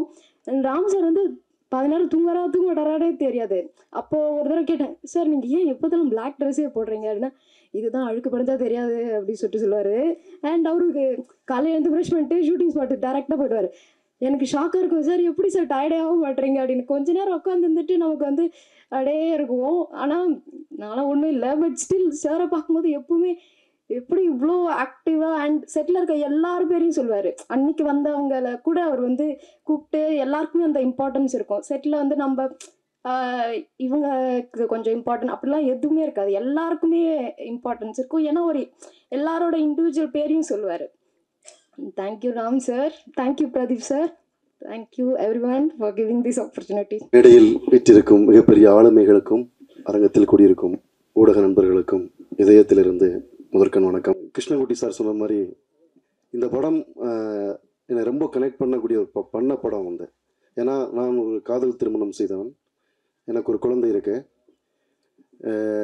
இந்த படம் பார்த்து முடித்த உடனே எனக்கு தோணுன விஷயம் என்னென்னா, என்னோட குழந்தைய ஒரு பயணம் கூட்டு போகணும், ஒரு மலையை காட்டணும், ஒரு சூரிய உதயத்தை காட்டணும், ஒரு கடலை காட்டணும், ஆகாசத்துடைய ஒரு நீல நிறத்தை காட்டணும் அப்படிங்கிற உணர்வை வந்து இந்த படம் எனக்கு உருவாக்குச்சு. இது எனக்கு மட்டுமல்ல, பிள்ளைகளை பெற்ற எல்லா பெற்றோருக்கும் நிச்சயமாக இந்த படம் இந்த உணர்வை உருவாக்கும். அதுதான் இந்த படத்துடைய பெரிய பலம். ராம், நாங்களும் ராம் எல்லாம் ஒன்றா உதவி இயக்குனராக ஒர்க் பண்ணோம். அவரோட உழைப்பை பற்றி சொல்கிறதுங்கிறது கேட்ட பழைய கதையாக இருக்கும். ஏன்னா அவர் வந்து அசாதாரணமான ஒரு உழைப்பாளி. அவருடைய படங்களுக்கு அவர் நடிகர்கள் தேர்வு செய்கிற விதமாகட்டும், லொக்கேஷன்ஸ் பார்க்குறதாகட்டும், அது வந்து எந்த இயக்குனராலுமே செய்ய முடியாத அளவுக்கான ஒரு கடுமையான சிரத்தையை செய்யக்கூடியவர். அது அவருடைய படங்களை பார்க்கும்போதே தெரியும். வந்து இந்த படத்தில் வந்து நிறைய பேசலாம். ஏன்னா இது வந்து முக்கியமான ஆளுமைகள் மேடையில் இருக்காங்க. அவங்க நிறைய பேசக்கூடியவங்க, நல்லா பேசக்கூடியவங்க. அதனால் இந்த படம் பேசுவதற்கு நிறைய இருக்குது. வந்து ஏன்னா வந்து எனக்கு ரொம்ப பிடிச்ச இயக்குனர் குரோசவாவுடைய டெருசுசுலான்னு ஒரு படம் இருக்குது. அதில் அந்த டெருசுசுலாங்கிற காட்டில் வேட்டையாடிக்கிட்டு இருந்த ஒருத்தர் வந்து தன்னுடைய குறி பார்த்து கரெக்டாக சுட பயிற்சி கொண்ட ஒரு பெரிய வேட்டைக்காரர் வந்து ஒரு கட்டத்தில் அவருக்கு கண் பார்வை மங்கின பிறகு வந்து அவர் வந்து அந்த காட்டில் இருக்கும்போது அங்கே வரக்கூடிய ஒரு இராணுவ வீரர் தன்னுடைய நகரத்துக்கு, தன்னுடைய வீட்டுக்கு கூட்டு வருவார். வீட்டில் வந்து காட்டிலேயே வாழ்ந்த ஒருத்தருக்கு வீட்டில் வைக்கும்போது அந்த டெருசுசுலா ஒரு முறை அந்த இராணுவ அதிகாரிட்ட கேட்பார், how can one live in the box அப்படிம்பாரு. ஸோ ஒரு நமக்கு வந்து வீடுங்கிறது வந்து எந்த நேரத்துலேயும் நம்ம திரும்புறதுக்கு ஒரு வீடு இருக்குங்கிறது வந்து ஒரு பெரிய நம்பிக்கை தான். ஆனால் எந்த நேரமும் நம்ம வீட்டுக்குள்ளே அடைஞ்சு கிடக்கிறதுங்கிறது வந்து அது ஒரு பெரிய சாபம். அதுவும் குழந்தைகளுக்கு இன்றைக்கி பார்த்தீங்கன்னா கொரோனா காலகட்டத்துக்கு பிறகு குழந்தைகளுடைய உளவியல் ரொம்ப ரொம்ப சிதைஞ்சு வந்துட்டு இருக்கு. வந்து குழந்தைகளை குறித்த அக்கறை நம்ம சம்பாதிக்கிறோம், ஓடுறோம். ஆனால் எதுக்காக ஓடுறோம்னு பார்த்தா ஒன்றுமே இல்லை. அது ஒரு பெரிய வெறுமையில் வந்து தான் நிற்கிது. நம்ம குழந்தைகளை நம்ம வந்து குழந்தைகளுக்கான உலகத்தோடு வச்சுருக்கிறோமான்னு கேட்டால் அது இல்லைங்கிறதா உண்மை. ஆனால் அப்படியான குற்ற உணர்வு எல்லாருக்குமே இருக்குது. ஆனால் வாழ்க்கை நம்மளை வந்து எதையோ ஒன்று நோக்கி துரத்துக்கிட்டே இருக்குது. குழந்தைகளுக்காக தான் நம்ம ஓடுறோம், ஆனால் அந்த குழந்தைகளுக்கான உலகத்தோடு நம்ம வச்சுருக்கிறோமானா அப்படி இல்லை. இந்த படம் அது ரொம்ப அழகாக பேசுது. இப்போ கொரோனாவுக்கு முன்னாடி வரைக்கும் குழந்தைகள் கையில் ஸ்கூல் என்ன சொல்லுச்சுன்னா, உங்கள் பிள்ளைகள் கையில் மொபைல் கொடுக்காதீங்கன்னு சொல்லுச்சு. ஆனால் கொரோனா காலகட்டத்துக்கு பிறகு அதே ஸ்கூல் வந்து உங்கள் குழந்தைகள் கையில் மொபைல் கொடுன்னு சொல்லிச்சு. வந்து ஸோ இன்றைக்கி குழந்தைகளுடைய மன விசாலம், அதாவது ஒரு குழந்தைகளுடைய அனுபவமும் சரி, அறிவும் சரி, அந்த மொபைலுடைய டிஸ்பிளே அளவு தான் இருக்குது. வந்து ஸோ நம்மளுடைய குழந்தைகள் வந்து வெளியே கொண்டு போகிறதில்ல. என்னென்னா, ஒரு குழந்தை ஒரு விடுமுறையில் வளருதுன்னு சொல்லுவாங்க, ஒரு பயணத்தில் வளருதுன்னு சொல்லுவாங்க. ஆனால் நம்ம வந்து இங்கே இருக்கக்கூடிய ஒரு 6 கிலோமீட்டரில் இருக்கக்கூடிய ஒரு கடற்கரைக்கு நம்ம குழந்தையை கூட்டு போய் காட்டுறோமானா நம்ம நிச்சயமாக வந்து அது ரொம்ப அரிதாகிட்டு இருக்கக்கூடிய ஒரு காலத்தில் குழந்தைகளை எப்படி வச்சுக்கணும். இந்த படம் பார்த்த எல்லாருக்குமே இந்த படம் முடியும் போது தோணும், நிச்சயமாக இது வந்து நம்ம குழந்தையை கொண்டு போகணும்னு தோணும். அதே நேரத்தில் இது ஒரு நல்ல ஒரு பயணம் மூவி, ஒரு பயணம் போன மாதிரியான ஒரு உணர்வையும் தரும். நம்மளையும் ஒரு பயணத்துக்கு தூண்டக்கூடிய ஒரு படமாக இருக்கும். நிச்சயமாக இது தமிழில் ரொம்ப முக்கியமான படம். பெற்றோர்கள் எல்லோருமே இந்த படத்தை வந்து தேட்டரில் வந்து பார்க்க வேண்டிய ஒரு படம். இந்த படம் உங்களுக்கு ஒரு பெரிய செய்தியை தரும். இந்த காலகட்டத்தில் தேவையான ஒரு செய்தியை தரக்கூடிய ஒரு படம். ஏன்னா இன்னைக்கு அது விலை மதிப்பற்ற, இன்னைக்கு கோடி ரூபாய் கொடுத்தா கூட அந்த செய்தியை வந்து இன்னைக்கு வரக்கூடிய படங்கள் கொடுக்குதானா இல்லை. ஆனால் அதை ரொம்ப அழகாக அந்த செய்தியை வந்து நண்பர் ராம் கெடுத்துறாரு. ஹாட் ஸ்டார் ரொம்ப பாராட்ட வேண்டிய ஒரு ஓடிடி தளம். ஏன்னா வந்து குடும்பங்களுக்காக படம் பண்ணுறோம், ஆனால் குடும்பத்துடைய கதையை பண்ணுறோம், ஆனால் இல்லை. தொடர்ந்து ஹாட் ஸ்டார் வந்து அப்படியான படங்களை பண்ணிகிட்டு இருக்கிறாங்க. ஹாட் ஸ்டாரில் இருக்கக்கூடிய கிருஷ்ணகுட்டி சார், பிரதீப், நண்பர் நரேன் எல்லோருக்கும் வந்து வாழ்த்துக்கள், நன்றி. படத்துடைய ஹீரோ அகில உலக சூப்பர் ஸ்டார். ஏன்னா வந்து இப்போ எனக்கு அந்த ஷாக் இல்லை. நண்பர் ராம் சொல்லும்போது சிவா ஹீரோன்னு சொல்லும்போது எனக்கு ஷாக் இல்லை. ஏன்னா ஒரு நல்ல நகைச்சுவை நடிகருக்குள்ளார ஒரு நல்ல நடிகர் இருப்பாங்க. ஒரு நல்ல நகைச்சுவை நடிகர்கள் வந்து எமோஷனலாக நடிக்கும்போது அது ரொம்ப பயங்கரமாக கலங்கடிச்சிடும். அது செட்டிலைட்ஸுடைய சாப்ளின் நடித்ததுலேருந்து அன்பு தம்பி மாரி செல்வராஜுடைய மாமன்னன் வடிவேலு அவங்க கதாபாத்திரமாகட்டும், ஏன்னா ஒரு ஹியூமராக நடிக்கக்கூடியவங்க எமோஷ்னலாக பண்ணாங்கன்னா அது பயங்கரமாக இருக்கும். ஸோ ரொம்ப அழகாக பண்ணியிருக்கீங்க சார், ரொம்ப பிரமாதம் பண்ணியிருக்கீங்க. கிரேஸ் ஆண்டனி அவங்க எனக்கு ரொம்ப பிடிச்ச ஆக்ட்ரஸ். உங்களுடைய ஹலால் லவ் ஸ்டோரி, நுணக்குழி, ஆமாம் எனக்கு ரொம்ப பிடிச்ச ஆக்ட்ரஸ். ஏன்னா ரொம்ப வெர்சட்டிலான ஒரு ஆக்டர் நீங்கள், ஆக்ட்ரஸ். தமிழில் நீங்கள் வந்து சந்தோஷம், ரொம்ப அழகாக பண்ணியிருக்காங்க. இந்த படத்தில் பார்த்தீங்கன்னா அவங்க சித்தார்த் சார் சொன்னார், இந்த படத்துடைய பெரிய சோலாக வந்து நான் உங்களுடைய முகத்தை பார்க்குறேன். ரொம்ப அழகாக பண்ணியிருக்கிறீங்க. ஒரு நம்மளுடைய அக்கா தங்கைகளை, நம்மளுடைய அம்மாக்களை, ஒரு மிடில் கிளாஸ் ஃபேமிலியில் கூடிய எல்லா பெண்களையுமே நினைவுபடுத்தக்கூடிய ஒரு கதாபாத்திரம், ஒரு முகமாக நீங்கள் இருக்கிறீங்க இந்த படத்தில். தம்பி குட்டி பையன் ரொம்ப அழகாக பண்ணியிருக்கிறாப்புல. ரொம்ப அழகாக வந்து அந்த பையன்கிட்ட இருந்து ஒரு ஃபோனில் தன்னோட அப்பா கிட்ட பேசுவான் வந்து. அந்த இடம்லாம் நான் உண்மையாகவே கண் கலங்கிட்டேன். அவங்க நிஜமாகவே அந்த இடம் எல்லோருமே கண் கலங்கக்கூடிய ஒரு இடமா இருக்கும். இந்த மியூசிக் வாங்கின திங் மியூசிக் சந்தோஷ் சார் ஆகட்டும், மியூசிக் டைரக்டர் சந்தோஷ் தயாநிதி, நான் அவங்க ராமோட தான் நான் அவங்க ஸ்டுடியோ போயிருந்தேன். ரொம்ப நல்ல திறமையான ஒரு மியூசிக் டைரக்டர், சரியான ஒரு வாய்ப்புக்காக காத்திருந்தார். தேவதை உங்களுக்கு வந்து ராம் சாரை கொடுத்துருக்குறாங்க. இதுக்கு பிறகு உங்களுக்கு எல்லாமே நல்லா இருக்கும். இந்த படம் எல்லாருமே பார்க்க வேண்டிய படம். நிச்சயமாக நம்மளுடைய குழந்தைகளுக்கு நம்ம ஏதாவது ஒன்று செய்யணும்னு தோணும் இல்லையா? நம்ம அப்படி செய்யணும்னு தோணுச்சுன்னா நம்ம வந்து இந்த படத்தை போய் தேட்டரில் இந்த குழந்தைகளோடு இருந்து பார்க்குறதன் வழியாக, இந்த படம் நமக்கு சொல்லக்கூடிய செய்தி வழியாக இந்த குழந்தைகளுடைய உலகத்தை நம்ம வந்து திரும்ப அவங்களுக்கு பரிசீலிக்கிறது தான் நம்ம அவங்களுக்கு செய்யக்கூடிய ஒரு பெரிய விஷயமா இருக்கும். பாடலாசிரியர் மதன் கர்கி சார் விட்டுட்டேன். அப்புறம் பர்சனலாகவுமே எனக்கு வந்து ராம் அவங்களை பிடிக்கும். ஏன் இப்படி ஒரு சோல் அவருக்கு இந்த படத்தில் இருக்குது அப்படின்னா, படைப்பாளிகளும் தங்களுடைய தனிப்பட்ட வாழ்க்கையுமே எப்போவுமே ரெண்டு வேறு வேறு இருக்கும். ஒன்று மணிப்பூரில் இருந்தால் இன்னொன்று மயிலாப்பூரில் இருக்கும் வந்து. ஆனால் ராம் அவங்க வந்து எப்படின்னு கேட்டிங்கன்னா கொஞ்சம் டைம் எடுத்துக்கிறேன். ஏன்னா இப்போ எப்படின்னு கேட்டிங்கன்னா, ஒரு மெழுகுவர்த்தி வந்து இன்னொரு மெழுகுவர்த்தியை தூண்டுவதன் வழியாக வெளிச்சம் தான் கூடும். ஆனால் என்னென்னா, எரிந்து கொண்டு இருக்கக்கூடிய மெழுகுவர்த்தி இன்னொரு மெழுகுவர்த்தியை இங்கே தூண்டுதான்னு கேட்டால் அது ரொம்ப ரேரான ஒரு விஷயம். ஒரு நெருப்பு வந்து பரவணும் அப்படின்னாலே அதுதான். சயின்ஸாகவும் சரி, இயற்கையோட தோற்றமாகவும் சரி, ஒரு மெழுகுவர்த்தி இன்னொரு மெழுகுவர்த்தியை தூண்டினா தான் வந்து வெளிச்சம் கூடும். ஆனால் ராம் வந்து எப்போவுமே அவரை பார்க்கும்போது ஒவ்வொரு முறையும் ஏதாவது ஒரு டைரக்டரை பற்றி சொல்லிட்டே இருப்பார். சிமிலர் அண்ணன் படம் பார்த்தேன், பிரமாதமாக இருந்துச்சு. நாங்கன்னு ஒரு படம் பார்த்தேன் அப்படின்னு. இப்போ என்னுடைய படமும் கூட நான் அவர்கிட்ட வந்து ஒப்பீனியன் கேட்கறதுக்காக ஒரு நண்பராக ஹபீபி படத்தை நான் வந்து அவர்கிட்ட போட்டு காட்டினேன். அவர் பார்த்துட்டு என்கிட்ட வந்து கிட்டத்தட்ட ஒரு 1.5 மணி நேரம் பேசினார். வந்து பேசிட்டு ஓகே ரொம்ப பாராட்டு சொன்னார், ரொம்ப முக்கியமான படம்னு சொன்னார். நான் விட்டுட்டேன். ஓகே நண்பர் நிறைய நல்ல விஷயங்களும் சொன்னார், அதில் செய்ய வேண்டிய திருத்தங்களையும் சொன்னார். கொஞ்சம் நேரத்தில் நண்பர் சுரேஷ் காமாட்சி லைனுக்கு வந்தார். ராம் வந்து உங்கள் படத்தை பற்றி சொன்னார், உடனே பார்க்கலாமா அப்படின்னு சொல்லி ராம் பார்த்தார். இப்போ கொஞ்சம் நேரம் கழிச்சு பார்த்தீங்கன்னா தனஞ்சன் சார் வந்தார் வந்து. ஸோ இப்போ என்னுடைய படத்தை வந்து ஒரு சினிமாவில் ஒரு 10,000 பேர்கிட்ட சொல்லியிருப்பார். இது வந்து தமிழ் சினிமாவில் ரொம்ப ரொம்ப ரொம்ப ரேரான ஒரு குவாலிட்டி. அந்த குவாலிட்டி தான் வந்து ராமுடைய படங்கள்லையுமே இருக்குது. அந்த சோல் தான் வந்து ரொம்ப, அந்த ஆன்மா தான் இருக்குது. அதுதான் வந்து அவருடைய அசிஸ்டன்ஸை வந்து அவர் சரியான முறையில் நடத்துறதுக்கும் காரணமாக இருக்குது. அவருடைய அசிஸ்டன்ஸுமே ரொம்ப இன்னைக்கு ரொம்ப பெருமையாக இருக்குது இந்த மேடைகளை பார்க்கும்போது. அந்த அசிஸ்டன்ஸ் ஏன்னா ஒரு நல்ல குருவாகவும் ஒரு நல்ல அசிஸ்டன்ஸாகவும் எப்படி இருக்கணும் அப்படிங்கிறதுக்கு ராமுடைய ஸ்கூல் பெரிய உதாரணம். பறந்து போ நிச்சயமாக எல்லாருமே தேட்டரில் பார்க்க வேண்டிய படம். தயவு செஞ்சு எங்கள் அழைப்பை ஏற்று இங்கே வந்த அனைவருக்கும் நன்றி. இந்த படத்தை எங்கே ஆரம்பிக்க, நாங்கள் இந்த படத்தை பற்றி பேச ஆரம்பித்து விஜய் டிவியோட அட்ரஸ் மாதிரி 3 கரோனா, 2 லாக்டவுன், மாரி செல்வராஜோட 3 படம் எல்லாமே ரிலீஸ் ஆகி முடிஞ்சது. ஆனால் அந்த நட்பு வந்து சத்தியமாக என்னால் மறக்க முடியாத ஒரு நட்பு. Ram is one of the most sensitive, most sensible overgrown baby. அதாவது அவரோட வில்லன்கள் வந்து கூடயே இருக்கிற அசிஸ்டன்ஸ் தான். அவரை வந்து குழந்த மாதிரி தாங்கி பார்த்துப்பாங்க எப்போவுமே. அப்படி ஒரு டீம். அந்த டீமுக்கு நான் இன்ட்ரடியூஸ் ஆனது வந்து it's a phone. Thank you Ram for introducing me into your world. ராமோடைய சென்சிபிலிட்டி என்னென்னா, சினிமாவுக்கு வந்து பாம், கார் சேஸ், இந்த மாதிரி பெரிய பெரிய விஷயங்கள்லாம் அவருக்கு அவசியமே இல்லை. அவருக்கு மனிதர்கள் போதும்.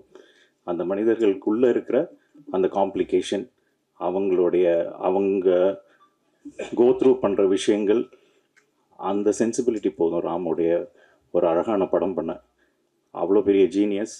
எங்கள் கூடயும் படம் பண்ணுவாரா அப்படின்னு நாங்கள் பேச ஆரம்பித்தோம். தமிழ் சினிமாவில் கதை கேட்கும்போது ஒரு 100 கதை கேட்டோம்னா ஒரு 5 கதை ஓகே ஆகும். ஆனால் ராமோட மட்டும் அந்த ஒரு 5 வருஷ பயணத்தில் வாரத்துக்கு ஒரு தடவையோ 2 தடவை மீட் பண்ணும்போதெல்லாம் 2 கதை சொல்லுவார். சொல்கிற கதையெல்லாம் ஓகே பண்ணலாம் ஒரு பாயிண்டில் கூட்டி வெறுத்துட்டார். நீங்கள் படம் பண்ணுறீங்களா இல்லையாடா, எத்தனை கதை தான் ஓகே பண்ணுறது, எத்தனை கதையை தான் நானும் உட்காந்து கேட்குறது, எல்லாம் பண்ணி கதை ஓகே இதை போகிறோம் அப்படின்னே ராம் அடுத்த நாள் வந்து அது வேண்டாம் நம்ம வேற ஒன்று பண்ணலாம் அப்படின்னு. அதாவது கதை நமக்குள்ள கொட்டி கிடக்குதுன்ற ஒரு கர்வம் ஒருத்தருக்கு. அவரை எவ்வளோ பெரிய, அது வந்து ராமுக்கு அது ஒரு பெரிய விஷயமே இல்லை, கதை சொல்றது ஒரு பெரிய விஷயமே இல்லை. அது மாதிரி தான் இந்த படமும். ஒரு நம்ம மறந்து போன, நம்ம பெருசாக சண்டை சச்சரவு இதுகளை கொண்டாடி நம்ம வந்து சின்ன ஸ்பரிசங்களை மறந்து போயிட்டோம். அப்படிப்பட்ட ஒரு சின்ன ஒரு ஃபீலிங் தான். ஒரு அப்பா மகன், ஒரு அம்மா, ஒரு சின்ன ஃபேமிலி. இந்த படத்தில் வர்ற ஒவ்வொரு கேரக்டரும் உங்களுக்கு நாங்கள் எதுவுமே ஓவர் ப்ராமிஸ் பண்ணல. உங்களுக்கு இதில் பெரிய சீட்ல இருந்து உங்களை வெளியே தூக்கி போடுற அளவுக்கான ஒரு ரியாக்ஷன் அதெல்லாம் ஒன்றுமே இருக்காது. ஆனால் நீங்கள் உட்காந்து பார்த்தீங்கன்னா ஒரு சந்தோஷம் வந்து உங்களுக்குள்ள இருக்கும். ராட்டர்டாம் ஃபிலிம் ஃபெஸ்டிவலில் மணிக்கணக்காக உட்காந்து ஆடியன்ஸ் பேசினாங்க அதை பற்றி. எப்படி இவ்வளோ பெரிய சத்தமான சினிமா உலகத்தில் இவ்வளவு சட்டிலான ஒரு எமோஷனை வந்து இவ்வளோ பியூட்டிஃபுல்லாக கொடுத்தீங்க அப்படின்றதுக்கு. இன்னைக்கு அந்த பையன் வந்து சும்மா இருக்கான். ராட்டர்டாம் ஃபிலிம் ஃபெஸ்டிவலில் அவன் தான் ஹீரோ. அவனுக்கு வந்து நாங்கள் எல்லாம் சொம்பு தூக்கிட்டு சுற்றிட்டு இருந்தோம். அப்படி கொண்டாடினாங்க. ஏன்னா because his effort in that movie is that much.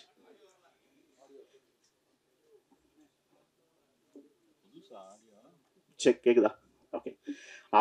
அவனோட எஃபர்ட் இந்த செக் ஓகே. இந்த படத்தில் அவன் போட்டிருக்க உழைப்பு வந்து அவன் ராம்கிட்ட வரும். ஆக்சுவலாக எனக்கு ராம் மேலே ஒரே ஒரு கோவம் இருக்குது. எனக்கு வந்து ராமோடைய மகனை தான் நடிக்க வைக்கணும்னு ஆசை. அது நான் எவ்வளோ சண்டை போட்டு பார்த்தேன். But this boy came into our life. அவனுக்கு வந்து ஸ்விம்மிங் கற்றுக் கொடுத்து, ஃபுட்பால் கற்றுக் கொடுத்து, ராம் உண்மையிலே சொன்னான் அவனை ஓட கற்றுக் கொடுத்தேன்னு வேறு சொன்னான். அந்த அளவுக்கு அவனை ட்ரெயின் பண்ணி ஹி வாஸ் ரெடி. அண்ட் அவன் டெலிவர் பண்ணது வந்து it's like amazing. To act with people like Grace, Anjali and Siva, அவன் வந்து பயப்படவே இல்லை. அப்படி ஒரு எஃபர்ட்லெஸ் இது. அதுக்கு வந்து ஒரு டீம் வேணும்ல. அந்த டீம் தான் ராமோடைய assistants and Ram. I'm so happy. Hotstar is so happy that we are working with you, Ram. So thank you so much for this movie. Thank you team. இது பாசிபிள் ஆனது என்னுடைய டீமில் இருந்து ஒரே ஒரு நம்பர் தான் காரணம், Naran. Thank you for this movie Naran. It's like இந்த மாதிரி ராம் கிடைச்சனால ராம் ஆஃபீஸுக்கு அன்னைக்கு வந்த மாதிரி எங்களுக்கு கிடைச்சாரு. மாதிரி கூட படம் பண்ணோம். So I'm happy to work with this team. And thank you everyone for collaborating with us in this. Madan Karke irukattum, Santosh irukattum, Think Music Santosh irukattum, for everyone and all the actors. Thank you so much. Thanks. எல்லாருக்கும் வணக்கம். இப்போ ஜாலியாக சந்தோஷமாக இருக்குது. ஒரு என்ன சொல்கிறது, 5 வருஷம் கழித்து சாரோட படம் வருது அப்படிங்கிறது, அது நான் ஸ்பாட்டுக்கு போகாத ஒரு படம் கூட சொல்லலாம். மற்ற எல்லா படத்துலேயுமே நான் வேலை பார்த்துருக்கேன். இந்த ஒரு படம் தான் வேலை பார்க்க முடியல அப்படிங்கிற வருத்தம். வேலைனா ஸ்பாட்டில் போய் பார்க்க முடியல அப்படிங்கிற வருத்தம். ரொம்ப என்ன சொல்கிறதுனா மைண்ட் ஃபுல்லாக ரொம்ப சந்தோஷமாக இருக்குது. இந்த பறந்து போவை பற்றி 7 கடல் 7 மலை முன்னாடியே ரெடி ஆனாலும் பறந்து போ ரிலீஸ் ஆகுது அப்படின்னு எனக்கு ஒரு ஆசை இருந்துச்சு. எனக்கு சார் ஜாலி மூடில் ஒரு படம் பார்க்கணும்னு சொல்லிட்டு அது பறந்து போ முன்னாடி வர்றது இன்னும் சந்தோஷம். இந்த என்ன எப்படி பேசுனது தெரில, ரொம்ப பதட்டமாக தான் இருக்குது. பட் ஒரு ஹாப்பி, ரொம்ப சந்தோஷமாக இருந்த ஒரு மைண்ட் இருக்கும்ல அந்த மாதிரி இருக்குது. ஏன்னா சார் வந்து அடிக்கடி சீரியஸாகவே டிஸ்கஸ் பண்ணுற மாதிரி ஒரு ஃபீல் இருக்குல்ல. ஆனால் நாங்கள் பயங்கரமாக ஜாலியாக டிஸ்கஸ் பண்ணுற விஷயங்கள் வெளியே வர மாட்டேங்குது அப்படின்னு ஒரு வருத்தம் இருக்கும். ஏன்னா எனக்கு அதிகமாக காமிச்ச படம் காமெடி படங்கள் தான். 2 பேரும் ஒன்றா சேர்ந்து பார்ப்போம். அதிகமாக பார்த்த படங்கள் காமெடி. அது மிட் நைட் ஆகிட்டுனாலே அந்த சிடிஎஃப்லாம் உள்ளே லாக் பண்ணி எடுத்து சொல்லுவார். எடுத்து வச்சோம்னா ஃபுல்லாக காமெடி படமாக தான் இருக்கும். மைக்கேல் மேலே காமராஜா, அது ஒரு கிட்டத்தட்ட 100 தூரம் பார்த்துக்கணும் நினைக்கிறேன் அந்த படத்தை. மைக்கேல் மேலே காமராஜா, பஞ்சதந்திரம். ஒரு நாள் அது எந்த அளவுக்கு இருக்கும்னா ஞாபகம் வச்சு அந்த படத்தெல்லாம் கேட்டுட்டே இருப்போம். அந்த படத்தை எடு நானே நிறைய ட்ரிப் அந்த காமெடி படங்களை பார்க்க ஆரம்பிச்சிட்டேன். என்னையவே வந்து களவாணி வந்தப்போ வந்து இந்த மாதிரி தான் நீ படம் பண்ணணும், ஏன்னா விழுந்து விழுந்து சிரிச்சாங்க அந்த படத்துக்கு, கலவாணி படத்துக்கு. டேய் இப்படி படம் பண்ணிடுவாளாடா, எப்படி இப்போ ஆடியன்ஸ் எப்படி என்ஜாய் பண்ணுறாங்க இப்போ அப்படின்னு சொல்லிட்டு அவருக்கு அந்த மாதிரி ஒரு ஆசை பயங்கரமாக. ஆடியன்ஸ் வந்து ஒரு லைஃப்பை ஒரு நிஜத்தை பார்த்து அந்த நிஜத்தை அக்செப்டபுளாக நேர்மையாக அந்த நிஜம் வந்து அவங்கள வந்து தப்பான விஷயமா யோசிக்க வைக்காமல் அந்த நிஜம் அந்த வாழ்க்கையை ரசித்து அவங்க சிரிக்கணும். வாழ்க்கைக்குள்ள நமக்கு கொடுக்குற பிள்ளை நமக்கு கொடுக்குற நமக்குள்ளே இருக்கக்கூடிய சின்ன சின்ன பிள்ளைகள் வச்சு நம்ம சிரிப்போம்ல, அந்த மாதிரியான மூமெண்ட்டு அவருக்கு ரொம்ப பிடிக்கும். உதாரணத்துக்கு சொல்லணும்னா ஒரு படத்துக்கு போயிருந்தோம் நானும் சாரும், ஒரு செகண்ட் ஷோக்கு போயிருந்தோம். படம் பேர் சொல்ல வேணாம். படம் ஆரம்பித்து ஒரு 10 நிமிஷம் இருக்கும். என்னடா படம் வாட போன்னு கூட்டி வந்துட்டார். நான் ரொம்ப வெயிட் பண்ணேன், சார் இதுக்கப்புறம் இவங்க வருவாங்க அவங்க வருவாங்க அப்படின்னு சொல்லி. அவங்களாம் வந்து கிழிச்சாங்க, நீ வாடா அப்படி கூட்டி வந்துட்டார். கூட்டி வந்து ஒரு 2 மாதம் கழித்து அந்த படத்தோட காமெடி வந்து ஆதித்யா டிவியில் ஓடிட்டு இருக்கு. எனக்கு இந்த படத்தோட டிவிடி வேணும் அப்படின்னு கேட்டேன். அப்போ நான் சொன்னேன், சார் இந்த படத்தை நம்ம தேட்டருக்கு போனோம், இந்த படத்துக்கு தேட்டருக்கு போயிட்டா பாயில் கூட்டி வந்தீங்க அப்படின்னு சொன்னேன். டேய் இந்த படத்தை டிவிடி வாங்கிட்டு வாடா, காமெடி மட்டும் பார்ப்போம் அப்படின்னு சொல்லி. அப்போ வாங்கிட்டு வந்து பார்த்தா அந்த டிவிடி அந்த படத்தோட காமெடியை எத்தனை நாள் பார்த்தானே தெரியாது. அது வடிவேல் சார் நடித்த படம்.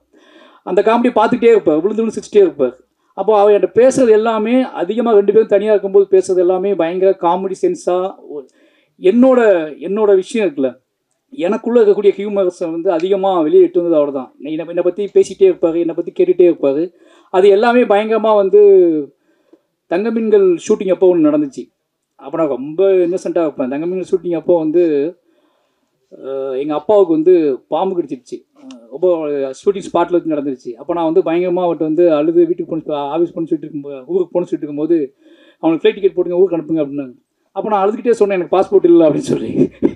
அவள் பக்கத்தில் இருந்துட்டே வந்து பாஸ்போர்ட் திருநெல்வேலிக்கு போக தேவையில்லடா அப்படின்னு. எனக்கு அப்போ வந்து இப்போ நினச்சி பார்க்கும்போது பயங்கர வந்து ஐயோ இப்போலாம் இருந்துக்குமேன்னு சொல்லிட்டு அவள் அப்போ வந்து அதை தெரியாமல் பக்கத்தில் இருந்து காது பக்கத்துல இருந்து சொன்னார், டேய் திருநெல்வேலிக்கு போயிருக்கிற பாஸ்போர்ட்டு டிக்கெட் போட்டால் போயிட்டு வரா அப்படின்னு சொன்னார். 2 பேருமே நிறைய நாள் வந்து அதுக்கப்புறம் எந்த பாயிண்டில் நாங்கள் மாறினோம்னு யோசிச்சு பார்த்தா இனி 2 பேர்த்தையும் ரொம்ப சீரியஸாக மாற்றின பாயிண்ட்னா ஈழ பிரச்சனை தான் சொல்லலாம். ஈழ இஷ்யூஸ் நடக்க ஆரம்பிச்சதுக்கப்புறம் தான் அந்த இரவுகள் தான் அரசியல் அதிகமாக. அதுக்கு முன்னாடி வரைக்கும் என்கிட்ட இருந்த இன்னசென்ட் கிராமத்தோட வாழ்க்கை, கிராமத்தில் நான் பண்ணுற சேட்டைகள், நீ என்னெல்லாம் பண்ணியிருக்கேன்னு சொல்லி 2 பேரும் அதை பற்றியே பேசி பேசி பேசி இப்படி ஒரு வாழ்க்கையை நான் வாழலடா, இந்த வாழ்க்கையில் இவ்வளோ சந்தோஷம் இருக்கா ஜாலி இருக்கான்னு சொல்லி பேசிகிட்டு இருக்கும்போது 2009 சினிமாவே வேண்டாண்டா அப்படிங்க அவரோட அந்த ஈழத்தோட பாதிப்பு உச்சம் அவரை வேற ஒரு பக்கம் திருப்பிச்சு. சினிமாவை தாண்டி இது இந்த இனம் இந்த மொத்த இஷ்யூஸாக ரொம்ப டிஸ்டர்ப் பண்ண ஆரம்பிச்சிச்சு. அப்போ தான் முதலியாக 2 பேரும் அவர் மனசை விட்டு அரசியல் பேச ஆரம்பிக்கிறார். அப்போ அவர் இவ்வளோ காத்திரமான அரசியல் பேசுறதை நான் அப்போ தான் ஃபஸ்ட் டைம் பார்க்குறேன். அந்த இரவுகள் தான் என்னோட சினிமா கேரியரே மாற்றுது. அந்த 2009 அவர் பேசுனதுக்கப்புறம் டோட்டலாக அரசியலாகவே 2 பேரும் பேசி பேசி சந்திக்கிற ஆட்கள் பேசுகிற ஆட்கள் சினிமா கூட வேணாண்டா ஏதாவது பண்ணி ஆகுண்டா அப்படின்னு சொல்லிட்டு விடிய பேசிகிட்டே இருப்போம். அப்படி தான் அரசியல் வந்துச்சு. அந்த அரசியல் பாயிண்ட் ஆஃப் வியூவில் நான் கதைகள் சொல்ல ஆரம்பித்தேன். அந்த கதையில் கேட்டுட்டு அவர் இன்னும் அப்போ இதெல்லாம் பண்ணுமாடா இதை பண்ணுடான்னு சொல்லி என்னை ட்ராக் மாற்றி விட்டது இந்த விஷயத்தினால தான். இல்லைனா நான் கண்டிப்பாக ஒரு வில்லேஜ் ஹியூமரான களவாணி மாதிரியான வில்லேஜ் ஹியூமரான படங்கள் நிச்சயமாக அவர் விரும்பக்கூடிய ஸ்டைலில் அவர் நம்பக்கூடிய அவரை சிரிக்க வைக்கக்கூடிய ஸ்டைலில் படங்கள் பண்ணியிருப்பேன். ஏன்னா அவருக்கு வந்து என் படத்தில் சிரிப்பு நான் உன் படத்தை பார்த்து சிரிக்குன்னு நினைக்கிறேன்டா அப்படிம்பார். அதுக்கப்புறம் என்ன நினச்சிக்குவாருன்னா வாழை தான் ரொம்ப சிரித்து பார்த்தாரு. நான் நீ நினச்சி பயங்கரமாக சிரித்து பார்க்கண்டா, சிரிக்கிறது அவருக்கு ரொம்ப பிடிக்கும், சிரிச்சுக்கிட்டே இருக்கணும்னு நினைப்பார். இப்போ என்னென்னா என் பையனை பற்றி பேசி பேசி பயங்கரமாக அவன் என்ன பண்ணான், வீக்லி ஒரு டைம் ஃபோன் பண்ணி அவன் என்ன பண்ணான், அவனை அனுப்பிவிடுன்னு சொல்லிட்டே இருப்பார்.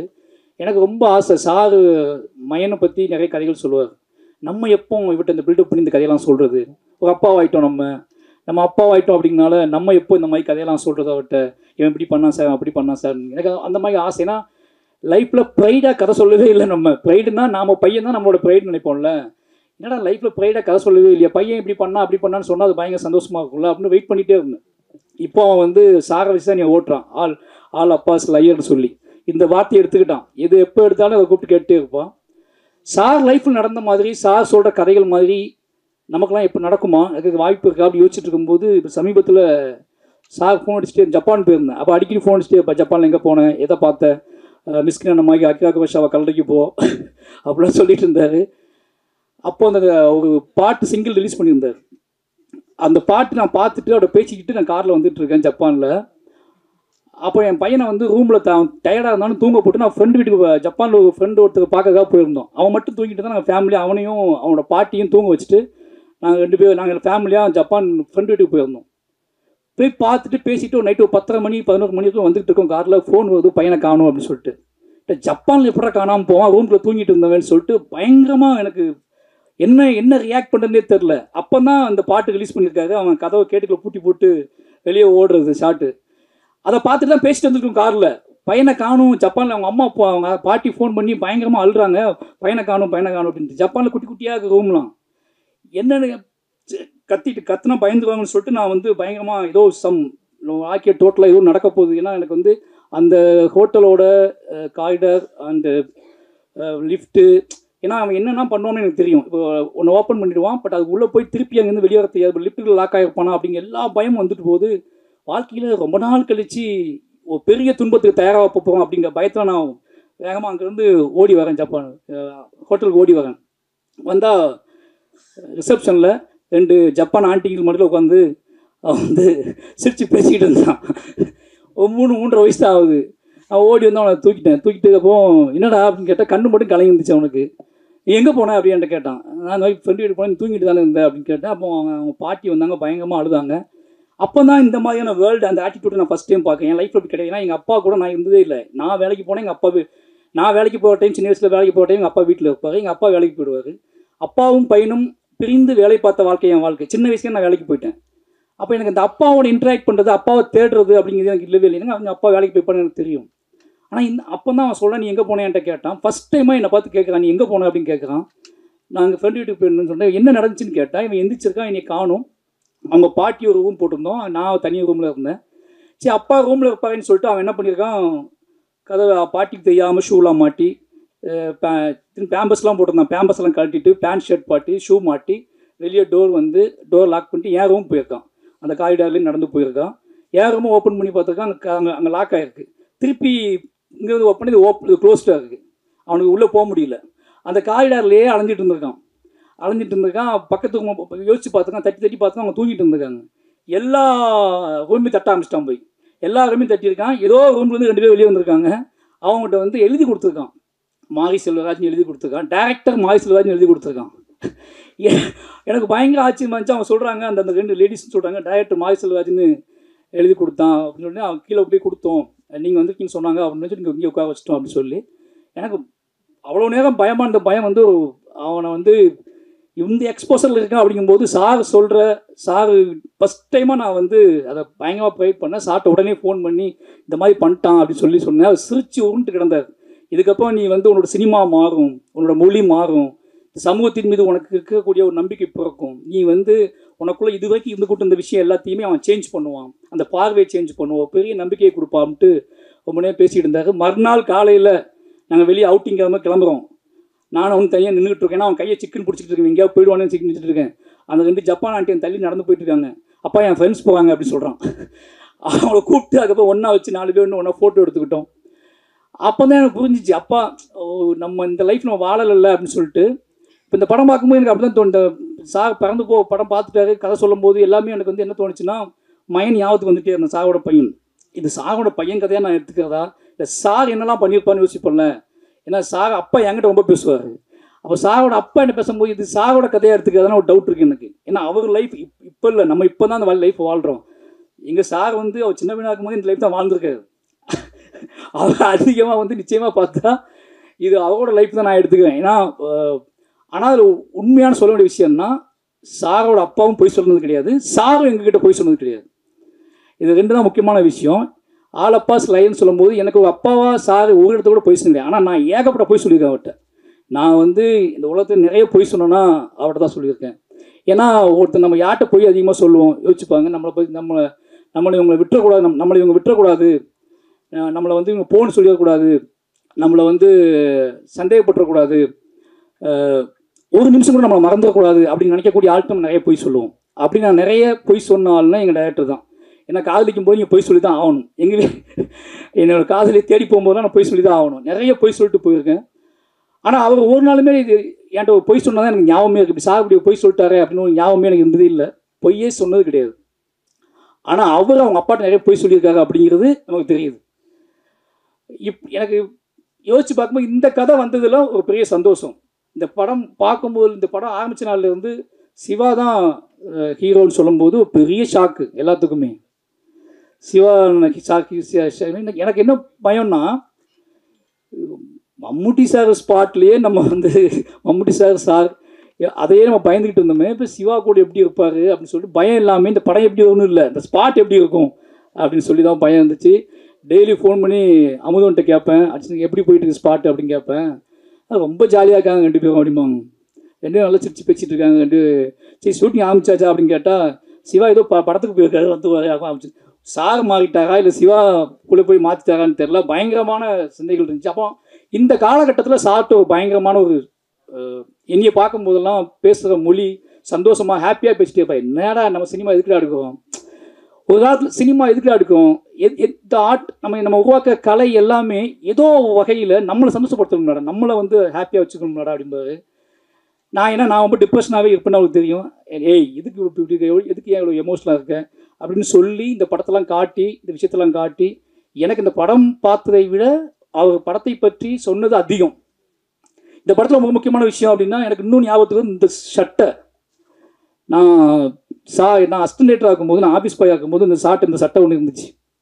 அது நான் வந்து ரொம்ப நாள் நான் எடுத்துகிட்டு போய் நான் ஸ்கிரிப்ட் எழுதும்போது, நான் ஊர் சுற்றும் போது அந்த சட்டையை நான் போட்டு அலைஞ்சேன். திருப்பி அதே மாதிரி ஒரு சட்டையை எப்படி கண்டுபிடிச்சி எனக்கு பெரிய ஷாக் ஆகிடுச்சு. நம்ம கொண்டு இது வந்து சொல்லாமல் வேண்டாமன்னு தெரியல, அந்த சட்டையை போட்டுட்டு ரொம்ப நாள் நான் அலைஞ்சிட்டு இருந்தேன். அந்த ஃபோட்டோஸே இப்போ ராமேஸ்வரத்துலாம் போனேன், அவர்கிட்ட போய் சொல்லிட்டு அந்த சட்டையை போட்டு ராமேஸ்வரத்துக்குலாம் போனேன். அவ்வளோ இந்த படம் ஃபுல்லாக சட்டை போட்டிருக்காரு. எனக்கு அதுதான் ஆச்சு. இந்த படம் ஃபுல்லாக சட்டை போட்டு ரோட்டில் அலைஞ்சிக்கிட்டே இருக்காங்க. நான் இதே சட்டையை போட்டு ராமேஸ்வரம் ஃபுல்லாக அலைஞ்சிட்டே இருந்தேன். ஏதோ வகையில் எப்படி பார்த்த எல்லா வகையிலையும் ஒரு மகனாக நின்று பார்க்கும்போது இந்த கதை அப்பா இஸ் லயன் சொல்லும்போது பொய்யே சொல்லாத ஒரு அப்பா ராம் சார் எடுத்த படம் தான் பறந்து போ. அவரை பற்றியான எந்த பொய்யுமே சொல்லாமல் எல்லா படைப்புகள்லையுமே அவரை பற்றியான பொய்கள் இருக்கக்கூடாதுன்னு நினைப்பார். அவர் உருவாக்குற மனிதர்கள்ட்ட பொய் இருக்கக்கூடாதுன்னு நினைப்பார். ஒரு கேரக்டர் டிசைன் பண்ணும்போது நான் இப்போ டேரக்டராக நான் கற்றுக்கிட்ட லேர்னிங் என்ன அப்படின்னு அவர்கிட்ட பெரிய முக்கியமான விஷயம்னா, தான் உருவாக்குற கதாபாத்திரங்கள்ட்ட பொய் இருக்கக்கூடாதுன்னு நினைப்பார். அது ரொம்ப ஒரு பாடமாக எனக்கு ஓடிட்டே இருக்கும். அவன் இப்படின்னா அப்படியே அவன் சொல்லக்கூடிய அதை காட்டக்கூடிய வல்லமை, அதை காட்டக்கூடிய துணிச்சல் உனக்கு இருக்கணும். அப்படி இல்லைன்னா நீ பொதுவாக மூடி மறைச்சி நல்ல பேர் வாங்கணுக்காக ஒன்று பண்ணக்கூடாது, பொய் இருக்கக்கூடாது அப்படின்னு சொல்லுவார். அப்படி ஒரு பொய்யற்ற மனிதர் எடுத்த படம் தான் பறந்து போ. அப்படி அவர் எல்லா படத்துலையுமே அந்த பொய் இருக்காது. அவருக்குள்ளே என்ன தோணுதோ அது எப்படி எடுப்பார். இந்த படம் நிச்சயமாக ஏன்னா ரொம்ப சந்தோஷமான நாள் எங்களுக்கு. ஏன்னா இப்போ அருண் விஸ்வா சொன்ன மாதிரி ஜூலை 4 2 படம் ரிலீஸ் ஆகுது. கிட்டத்தட்ட அந்த படத்துக்கு இதே மாதிரி நான் போய் பேசி ஆகணும். ஏன்னா பார்த்தீங்கன்னா அவர் ப்ரொடியூசராக இருக்கார், நான் ஒரு டைரக்டராக இருக்கிறேன். சார் வந்து டைரக்டர் ஆகிட்டு 3 படம் என்ன ரிலீஸ் ஆகுது, இந்த 2 படம் என்ன ரிலீஸ் ஆகுது. ரொம்ப சந்தோஷமான விஷயம். இதில் முக்கிய சொல்ல போனா கிரேஸ் அவங்க கும்பலாங்கி நைட்ஸ் பார்த்துட்டு பயங்கரமாக பிடிச்ச ஆக்டர். சார் படத்தை நடிக்கணும்னு ரொம்ப சந்தோஷமாயிடுச்சு எனக்கு. ஏன்னா நிச்சயமாக ஒரு அவங்களாம் வேறு ஏதாவது படத்தில் வச்சப்போ ஒரு பையன் இல்லை என்னென்ன இந்த படத்தில் மாட்டிட்டாங்கன்னு தோணும். பட் சார் படத்தை நடிக்கிறாங்க ரொம்ப சந்தோஷம். இந்த பையன் எனக்கு வந்து நிறைய நேரத்தில் அவன் வந்து மையனை ஞாபகப்படுத்தினான். ஏன்னா அப்படியே அவன் வந்து தான் பையனை பார்த்ததை, அவனோட ஆட்டிடியூட்டை, அவனுக்குள்ள அவன் ஒரு விஷயத்தை எவ்வளோ சவுண்டாக கேட்பான், ஒரு விஷயத்தை எவ்வளவு நாசுக்காக கேட்பான், எப்படி லாக் பண்ணுவான், எல்லாத்தையும் தெரிஞ்சுக்கிட்டு பண்ண மாதிரி, எல்லாத்தையும் பார்த்து இவனை உருவாக்குன மாதிரி இருந்துச்சு. எனக்கு என்னோட ஃபாதர், என்னோட அப்பா ராம் சார் வந்து அவர் எடுத்த அந்த படத்தை பார்க்கும்போது நான் என்னையை உருவாக்குன அந்த ஃபீல்டில் தான் நான் பார்க்குறேன். என்னையை வந்து நான் அவர்கிட்ட என்னெல்லாம் ஆசைப்பட்டேன், என்னையை எப்படி உருவாக்குனாரு அந்த ஃபீல்டில் தான் அந்த படத்தை பார்க்குறேன். நிச்சயமாக எங்கள் ஃபேமிலியோட திருவிழானே சொல்லலாம் இந்த படம். எல்லோரும் சொல்கிறாங்க மார்க்சிலராஜ் உருவாக்கிட்டாருன்னு சொல்லி. அதான் சொல்கிறேன்ல, எங்கிட்ட இருக்கிற நல்ல விஷயம் அத்தனையுமே அவரால் உருவாக்கப்பட்டது.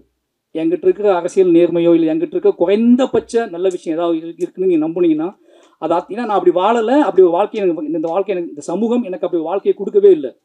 இந்த சமூகம் எனக்கு கொடுத்தது எல்லாமே சந்தேகத்துக்குரியது தான். இந்த சமூகம் எனக்கு கொடுத்தது எல்லாமே இவனுக்கு கொடுக்கலாமா, இவனுக்கு வேண்டாமா, இவன் இந்த சமூகத்துக்கு தேவையா வேண்டாமா அப்படிங்கிற சந்தேகத்திலேயே வச்சிருந்த சமூகத்துக்கிட்ட எனக்கு என் லைஃப்பில் இருக்க நல்ல விஷயம் அத்தனையுமே என்னோடய இயக்குனரால் கொடுக்கப்பட்டது. ஒரு காதல் மேலே, ஒரு பிரியத்தின் மேலே, அன்பின் மேலே, நம்ம ஒரு அப்பா அப்படிங்கிற கேரக்டரையே, அப்பாங்கிற ஒரு கேரக்டர், அப்பாங்கிற வாழ்க்கையின் மீதே எனக்கு ஒரு பெரிய பிரியத்தை கொடுத்தது. அவ்வளோதான். நான் ஒரு அப்பாவாக இருக்கேன் அப்படிங்கிற ப்ரைட்னஸ்ஸையே. ஏன்னா இது இல்லைன்னா நான் வேறு மாதிரி அப்பாவாக இருந்திருப்பேன். ஒரு பையன் பிறந்தான், ஓகே அவன் வேலையை பார்க்குறான், நம்ம வேலையை பார்க்கணும் அப்படின்னு இருந்திருப்பேன். ஆனால் இப்போ டெய்லி அவனை பார்த்துக்கிட்டே இருக்கேன். எங்கிட்ட இருக்கிறத விட இப்போ ராம் சார் பற்றி கேட்குறான் அதிகமாக, சாட்டை போகணும்னு சொல்கிறான். என்னை நேசித்ததை விட என் பிள்ளைகளை அவர் நேசிக்கிறாரு அப்படிங்கிறது வந்து ஒரு பெரிய எனக்கு உண்மையாக பொறாமையாக இருக்குது. என்னடா நீ வேணாண்டா அவனை அனுப்பிவிட்றா அப்படிங்கிறார். சார் நான் வரட்டுமா அப்படின்னு கேட்டால், நீ வந்து எனக்கு என்ன பண்ண பார்ப்பா, அவனை அனுப்பிவிடு அப்படின்னு கேட்குறாரு. அவன் போகிறான், அவன் போயிட்டு அவன் இப்போ ஐஸ்கிரீம் வேணும் எப்படி கேட்குறான், அவன் ஐஸ்கிரீம் வேணும்னு கேட்க மாட்டேன்றான். ராம் சார் ஆஃபீஸ்க்கு போகணும் அப்படின்னு கேட்குறான். ஏன்னா அங்கே போனால் அவன் வாய் கொடுப்பான்னு அவனுக்கு தெரியும். அவன் அப்படி ஆகிட்டான் எல்லாத்துக்குலையுமே. எனக்கு என்ன அப்படின்னா ரொம்ப சந்தோஷமாக இருக்குது. எனக்கு என்னென்னா மைண்ட் என்ன தோணுதுன்னா, அவன் அப்படியே வளரணும் அந்த ஷேடோவிலே. அவன் சார்கிட்ட டேரக்டாக என்னையால் அவ்வளோ அறிவை அவ்வளோ நாலேஜை புகட்ட முடியுமான்னு தெரியாது. ஏன்னா நான் ஏதோ வழியில் என்னை அறியாமலே சமூகத்தின் மீது பயத்தை தான் அவனுக்கு புகட்டுறேன். சமூகத்தின் மீது பயத்தையும் அவநம்பிக்கையும் தான் ஏதோ வகையில் நான் அவன்கிட்ட என்னை அறியாமலே இப்படி பண்ணக்கூடாதுன்னு சொல்கிறேன். இப்படி பண்ணுறா நீ அப்படின்னு சொல்கிற துணிச்சல் வந்து என்கிட்ட இல்லவே இல்லை. அதை நான் நிறைய இடத்த உணர்ந்துருக்கேன், என் பிள்ளைங்கிட்ட நான் உணர்ந்துருக்கேன். விடு அவன் பார்த்துக்குவான் அப்படின்னு சொன்னதே கிடையாது நான். ஏன் அவன் அப்படி பண்ணுறான் இது தப்பாக நாளைக்கு தப்பாக நினச்சிக்குவாங்க, ஏதாவது தப்பாக நினச்சிக்குவாங்க அப்படின்னு சொல்லிகிட்டே இருப்பேன் நான். ஆனால் அவங்கன்னு டேய் நீ பண்ணுறா, நீ குதிட்டான், நீ ஆடுறா, நீ ஓடுறா, அவனை விடுறா அப்படின்னு சொல்லக்கூடிய எனக்கு சொன்னார்ல, அதே மாதிரி அவனுக்கு சொல்லி வளர்த்துக்கிட்டு இருக்காரு. ஏன்னா அவரே பேர் வச்சு 2 பேர்த்தையும் அவரோட பார்வையில் வளர்க்குறாரு. நிச்சயமாக எனக்கு அந்த சந்தோஷம் ஒரு முக்கியமான சந்தோஷம். பறந்து போ 5 வருஷத்துக்கு அப்புறம் எல்லாரும் இந்த படம் பார்க்கும்போது நம்ம எவ்வளோ எனக்கு என்னென்னா நிறைய பேர் பார்க்கும்போது உங்கள் சார் படம் பார்த்தேன்னு யாருமே சொல்ல மாட்டாங்க. என்கிட்ட எல்லாருமே சாரை பார்த்தேன்னு சொல்லுவாங்க. இந்த 6 வருஷத்தில் ராம் சாரை பார்த்தேன் அப்படின்னு என்கிட்ட ஒரு பெரிய சேஞ்சோட சொல்லுவாங்க. உங்கள் சாரை பார்த்தீங்கன்னா எனக்கு பெரிய பொறாமை, பெரிய பெருமை என்ன அப்படின்னா, நிறைய டைரக்டர்ஸ் என்கிட்ட வந்து ஹிட்டு கொடுத்த டைரக்டர்ஸ் நிறைய பேர் சொல்லுவாங்க என்கிட்ட, தயவா அது இந்த கதையை உங்கள் சார் தான் மாற்றி விட்டாரு, இந்த பாயிண்ட் அவர் தான் மாற்றி விட்டாரு, இந்த விஷயத்தை அவர் தான் மாற்றி விட்டாரு. அவர் மீட் பண்ண போகும்போது கதை சொன்னேன். அப்போ இதுதான் எனக்கு பயங்கர 5 வருஷம் படம் பண்ணாமல் இருந்தது, ரிலீஸ் ஆகாமல் இருந்ததை விட எவ்ரி டைரக்டர்ஸ் எல்லாருமே வந்து நீ பார்க்கும்போதெல்லாம் உங்கள் டைரக்டரை மீட் பண்ணேன், கொஞ்சம் ஓப்பன் ஆகிடுச்சு, கொஞ்சம் ஃபோக்கஸ் ஆகிடுச்சு அப்படி சொல்லும்போது அது ஏதோ வகையில் அவர் வந்து பயங்கரமாக வெளியே போய்கிட்டே இருக்காரு, எல்லாத்தையும் கடந்து போய்கிட்டே இருக்காருன்னு சொல்கிறதுக்கு இல்லை. இப்போ வரைக்கும் அந்த படம் வந்து அவர் 5 வருஷம் கழிச்சு வந்தால் கூட இப்போ வரைக்கும் ராம் அப்படிங்கிற ஒரு ஆளுமையின் மீது ஒரு பெரிய நம்பிக்கையும் மரியாதையும் எதிர்பார்ப்பையும் வச்சிருக்க இந்த தமிழ் சமூகத்துக்கு என்னோட உதவி இயக்குநர்கள் சார்பாக நன்றி சொல்லிக்கிறேன். ஏன்னா எல்லாருமே உங்கள் சாகப்படம் எப்போங்க வரும்னு கேட்டே இருப்பாங்க. எங்கள் குடும்பத்தின் சார்பாக உங்கள் அத்தனை பேருக்கும் நன்றியை தெரிவிச்சுக்கிறேன். வந்திருந்த அத்தனை பேருக்குமே ரொம்ப நன்றி. இதில் ஒர்க் பண்ணவங்க எனக்கு நிறைய வந்து நான் ரொம்ப எமோஷனலாக டக்குன்னு சாகை பற்றியே பேசுனதுனால இதில் ஒர்க் பண்ணவங்க எல்லாருமே இண்டிவிஜுவலாக எனக்கு தெரியும். எங்கள் அத்தனை பேருமே வந்து சந்தோஷ் வந்து மாமன்னில் ஒர்க் பண்ணும்போதே நான் வந்து அவரோட பழக்கம் ரொம்ப என்னது ரஹ்மான் சாரோட மைண்டில் என்ன ஓடிட்டுருக்கு அப்படின்னா நைஸாக அவர்கிட்ட பேச்சு தான் தெரிஞ்சுக்குவேன். ரொம்ப என் மேலே பெரிய நம்பிக்கையை மரியாதை வச்சுக்கக்கூடிய ஒரு அவர் இப்படி மியூசிக் ஆகிட்டார், சார் படத்தில் ஓப்பன் ஆகிட்டார் அப்படிங்கிற ரொம்ப சந்தோஷம். இப்படி ஒவ்வொருத்தருமே இந்த படத்தில் அவங்களோட உழைப்பை பெருசாக போட்டிருக்காங்க. சிவா சார் நிறைய பேசணும், அதில் மேடைகள் நிறைய இருக்குது. சாரை சந்தோஷமாக பார்த்துக்கிட்டார் சிவா சார். ஏன்னா சார் எப்படி சார் ஸ்பாட்டு போச்சு அப்படின்னா, ஒரு ஹீரோவை பற்றி சிரித்து சார் சொல்கிற ஃபஸ்ட்டு படம் இதுதான். அதாவது என்னன்னா அவர் மற்ற ஷூட்டிங் ஸ்பாட் கேட்கும்போது கொஞ்சம் அவர்கிட்ட ஒரு சின்ன இது இருக்கும். ஆனால் இந்த ஷூட்டிங் ஸ்பாட்டை கேட்கும்போது அவர் அறியாமலேயே அது முகத்தில் ஒரு பெரிய புன்னகை வந்துகிட்டே இருக்கும். அந்த புன்னகைக்கு ஒரே காரணம் சிவா சார். Thank you sir. எல்லாத்துக்கும் நன்றி. அப்போ ஹாட் ஸ்டார் வாழை எனக்கு தெரியும், இருக்கிறது குடும்ப கம்பெனி மாதிரி ஆகிட்டீங்க. வாழைக்கு அவங்க கூட சப்போர்ட் உங்களுக்கு தெரியும். ஏன்னா வாழை இப்போ பறந்து போக மூலமாக தான் வாழை நடந்துச்சு. பறந்து போகிறதுக்காக தான் எல்லோரும் மீட் பண்ணி பேசிக்கிட்டே இருப்போம். அப்போது அந்த கேப்பில் வாழை ஆரம்பித்து வாழையை பண்ணிடலான்னு போயிட்டோம். ஏன்னா இப்போது வாழை வந்ததுக்கப்புறம் இது தேட்டரிக்கெலாம் பறந்து போ அடுத்த படமாக ஹாட் ஸ்டாரோட அடுத்த படமாகவே பறந்து போ வர்றது அப்படிங்கிற ஒன்று இருக்குல்ல, அது ஏன்னா தொடர்ந்து ஹாட் ஸ்டாரோட பேசிகிட்டே இருக்கோம் நம்ம அப்படின்னு சொல்லி ஒரு சந்தோஷம். இந்த சாத்தியப்படுத்திய பிரதீப் சார், நகன் எல்லாத்துக்குமே ரொம்ப நன்றி. நிச்சயமாக இது ஒரு சினிமா என்ன சொல்கிறது, ஒரு சினிமா எப்படி இருக்கணும், ஒரு சினிமா வந்து ஏன் பார்க்கணும், ஒரு சினிமாக்குள்ளே இருந்துட்டு நம்ம வெளியே போகும்போது என்ன மாதிரி உணர்வோடு போகணும். ஒரு இவ்வளோ வயசானதுக்கப்புறம் இவ்வளோ கிட்டத்தட்ட 50 வயசு ஆயிடுச்சு அவருக்கு. 50 வயசானதுக்கப்புறம் அவள் நினைக்கக்கூடிய இயங்கக்கூடிய விஷயம் என்னென்னு இருக்குல்ல, அவள் இயங்கக்கூடிய விஷயம் என்னென்னு இருக்குல்ல, எங்ககிட்ட என்ன இயங்குறாரோ அதுதான் மொத்த தமிழ் சமூகத்திலுமே அவன் இயங்குவார். அப்படியான படமாக பறந்து போயிருக்கும். பறந்து போக நிச்சயமாக உங்களை சந்தோஷப்படுத்தும். வந்திருந்த எல்லாத்துக்கும் ரொம்ப நன்றி. நிச்சயமாக அந்த படத்தை நீங்கள் வந்து பொதுமக்கள்கிட்ட கொண்டு போகணும். என்னையை எப்படி உங்களுக்கு நல்லாவே தெரியும், என்னையை நீங்கள் அதிகமாக கொண்டு போய் சேர்த்தது மீடியா தான். அதுக்கு ஒரே காரணம் ராம் சார் என் மேலே காட்டுற பிரியத்தினால தான் நீங்கள் வந்து பொதுவாக என்னோட போர்ட்ரேட் அப்படிங்கிறதே ராம் சார் எனக்கு காட்டுற பிரியம் தான். உங்களுக்கு தெரியும், எனக்கு நிறைய பேர் என் மேலே மரியாதைக்கு ஒரே காரணம் ராம் சார் மாதிரி ஒரு ஆளுமை, மாரி செல்வராஜ் எவ்வளோ நம்புகிறாரு, மாரி செல்வராஜுக்காக எவ்வளோ பிரியப்படுறாரு. இந்த போர்ட்ரேட் தான் வந்து என்னோட கதைகளை, என் கதைகள் மீது ஒரு நம்பிக்கைத்தன்மை ஏற்படுத்துச்சு. ஒருத்தர் இவ்வளோ ஜெனூனான, இவ்வளோ லிட்ரேச்சரான, இவ்வளோ உலக அரசியல், இவ்வளோ இலக்கியம் தெரிஞ்ச ஒருத்தர் மாரி செல்வராஜோட படைப்புகளை தாண்டி மாரி செல்வராஜ் நம்புகிறாரு, அவனை நேசிக்கிறாரு, அவனை கைக்குள்ளே வச்சுக்கிறாருன்னா இந்த போர்ட்ரேட் இருக்குல்ல, இந்த போர்ட்ரேட் தான் என்னோட அடுத்தடுத்த கதைகளை யோசிக்க வச்சுச்சு. அப்படியாப்பட்ட போர்ட்ரேட் கொடுத்தது மீடியா. அந்த மீடியா என்னையை கொண்டாடியது போலவே, இந்த வாழையை கொண்டாடியது போலவே பறந்து போய் நிச்சயமாக கொண்டாடி மக்களுக்கு கொண்டு போய் சேர்க்கணும்னு நம்புகிறேன். நன்றி. பின்னால் உட்காந்துருக்காரு, நான் எப்படி பேசுறது? 5 நாளாச்சு தூங்கினா, 5 நாளாச்சு தூங்கி. ராம் ஒரு 5 நாளைக்கு முந்தி கூப்பிட்டு பாட்டு பாட சொன்னான். அந்த இரவு ஃபுல்லாக ஒரே ஆட்டம். ஒரு 3-4 ஹவர் பாடி முடிச்சுட்டு அதுக்கப்புறம் ஆஃபீஸ்க்கு வந்துட்டான். காலைல 6 மணிக்கு தான் போனான். அப்புறம் மறுநாள் படம் பார்க்க கூப்பிட்டான். அப்புறம் நைட்டு ஃபுல்லாக பேசினோம் நாங்கள் ஆஸ்டன்ஸ்லாம் சேர்ந்து. அப்புறம் நேற்று வந்து சசி நான் கதை சொல்ல வந்தார். அதுக்கப்புறம் வந்து நைட்டு 12 மணிக்கு விக்கி வந்து படம் பார்க்க கூப்பிட்டான். இன்றைக்கி காலையில் வரைக்கும் இன்றைக்கி வரைக்கும் தூங்கலை. இப்போ மத்தியானம் பார்த்தா இவ்வளோ லென்த்தாக இருந்துச்சு இந்த விழா. அப்புறம் ரொம்ப எதிர்பார்க்குறீங்க, என்ன பேச போகிறேன்னு எனக்கே தெரியல. ரேண்டமாகவே ஆரம்பிப்போமே. நேற்று வந்து சசி அண்ணா வந்து ரொம்ப எக்ஸ்ட்ராடினரியான ஒரு ஸ்டோரி சொன்னார்.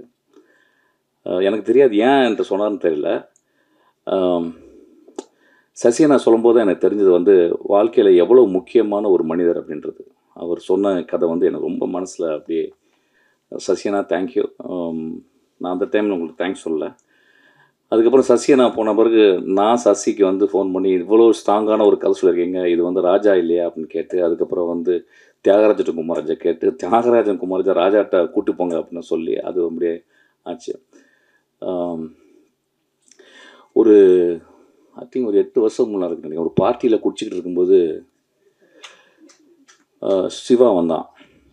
அவனும் நில்றா விடுறா, அவனும் ஒரு இதை எடுத்து வந்தான். நான் 4 பேருக்கு அடிச்சிருப்பேன்னு நினைக்கிறேன். அவன் நேராக வந்து சேர்ஸ் அடித்தான்.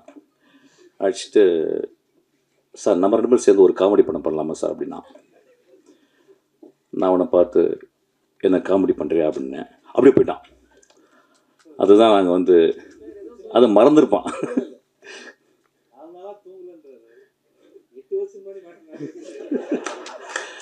இல்லை நான் அந்த சினிமாவுக்கு வந்ததுலேருந்து தூங்கலடா, டோன்ட் வரி. நான் இப்போ போனாலும் தூங்க மாட்டேன், கவலைப்படாத. போன உடனே தானு சார் வந்துடுவார் ஆஃபீஸ்க்கு, அவர் வந்து பேசுவார். ஸோ அதனால் தூங்குறதே கிடையாது. சீக்கிரமாக லாஸ்ட்டாக தூங்கிக்கலாம், 5:30 அடிக்கில் தூங்கிக்கலாம் ரொம்ப நேரமாக.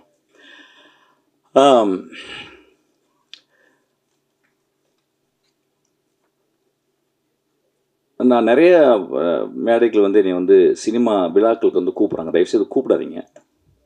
கூப்பிட்டிங்கன்னா ஒரு 5 லட்ச ரூபா கொடுத்தீங்கன்னா நல்லாயிருக்கும்.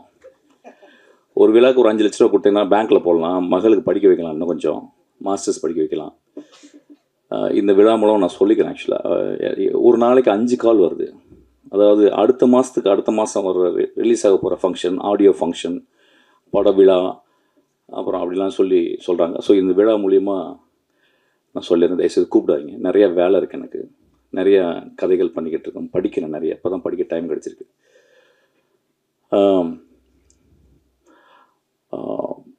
எப்பொழுதுமே நான் ராம் பற்றி பேசும்போதும் யோசிக்கும் போதும், ஏன்னா எப்படி இருந்தாலும் ஒரு 2 நாளைக்கு ஒருத்தர் ராம் பேச்சு வந்துடும். ஏன்னா எனக்கு ஒரு அசிஸ்டன்ட் டைரக்டர் சேர்ந்துருக்கான். அவன் ஆக்சுவலாக ராம்கிட்ட சேர வேண்டியது என்கிட்ட சேர்ந்துட்டான் போல். ஆக்சுவலாக எந்தளவு நேசிப்பான் அப்படின்னா, நான் வந்து ஒரு 10% என்னை நேசிப்பான், 90% ராம் நேசிப்பான். அவன் ஒரு நாள் சண்டை போட்டு போயிட்டான்.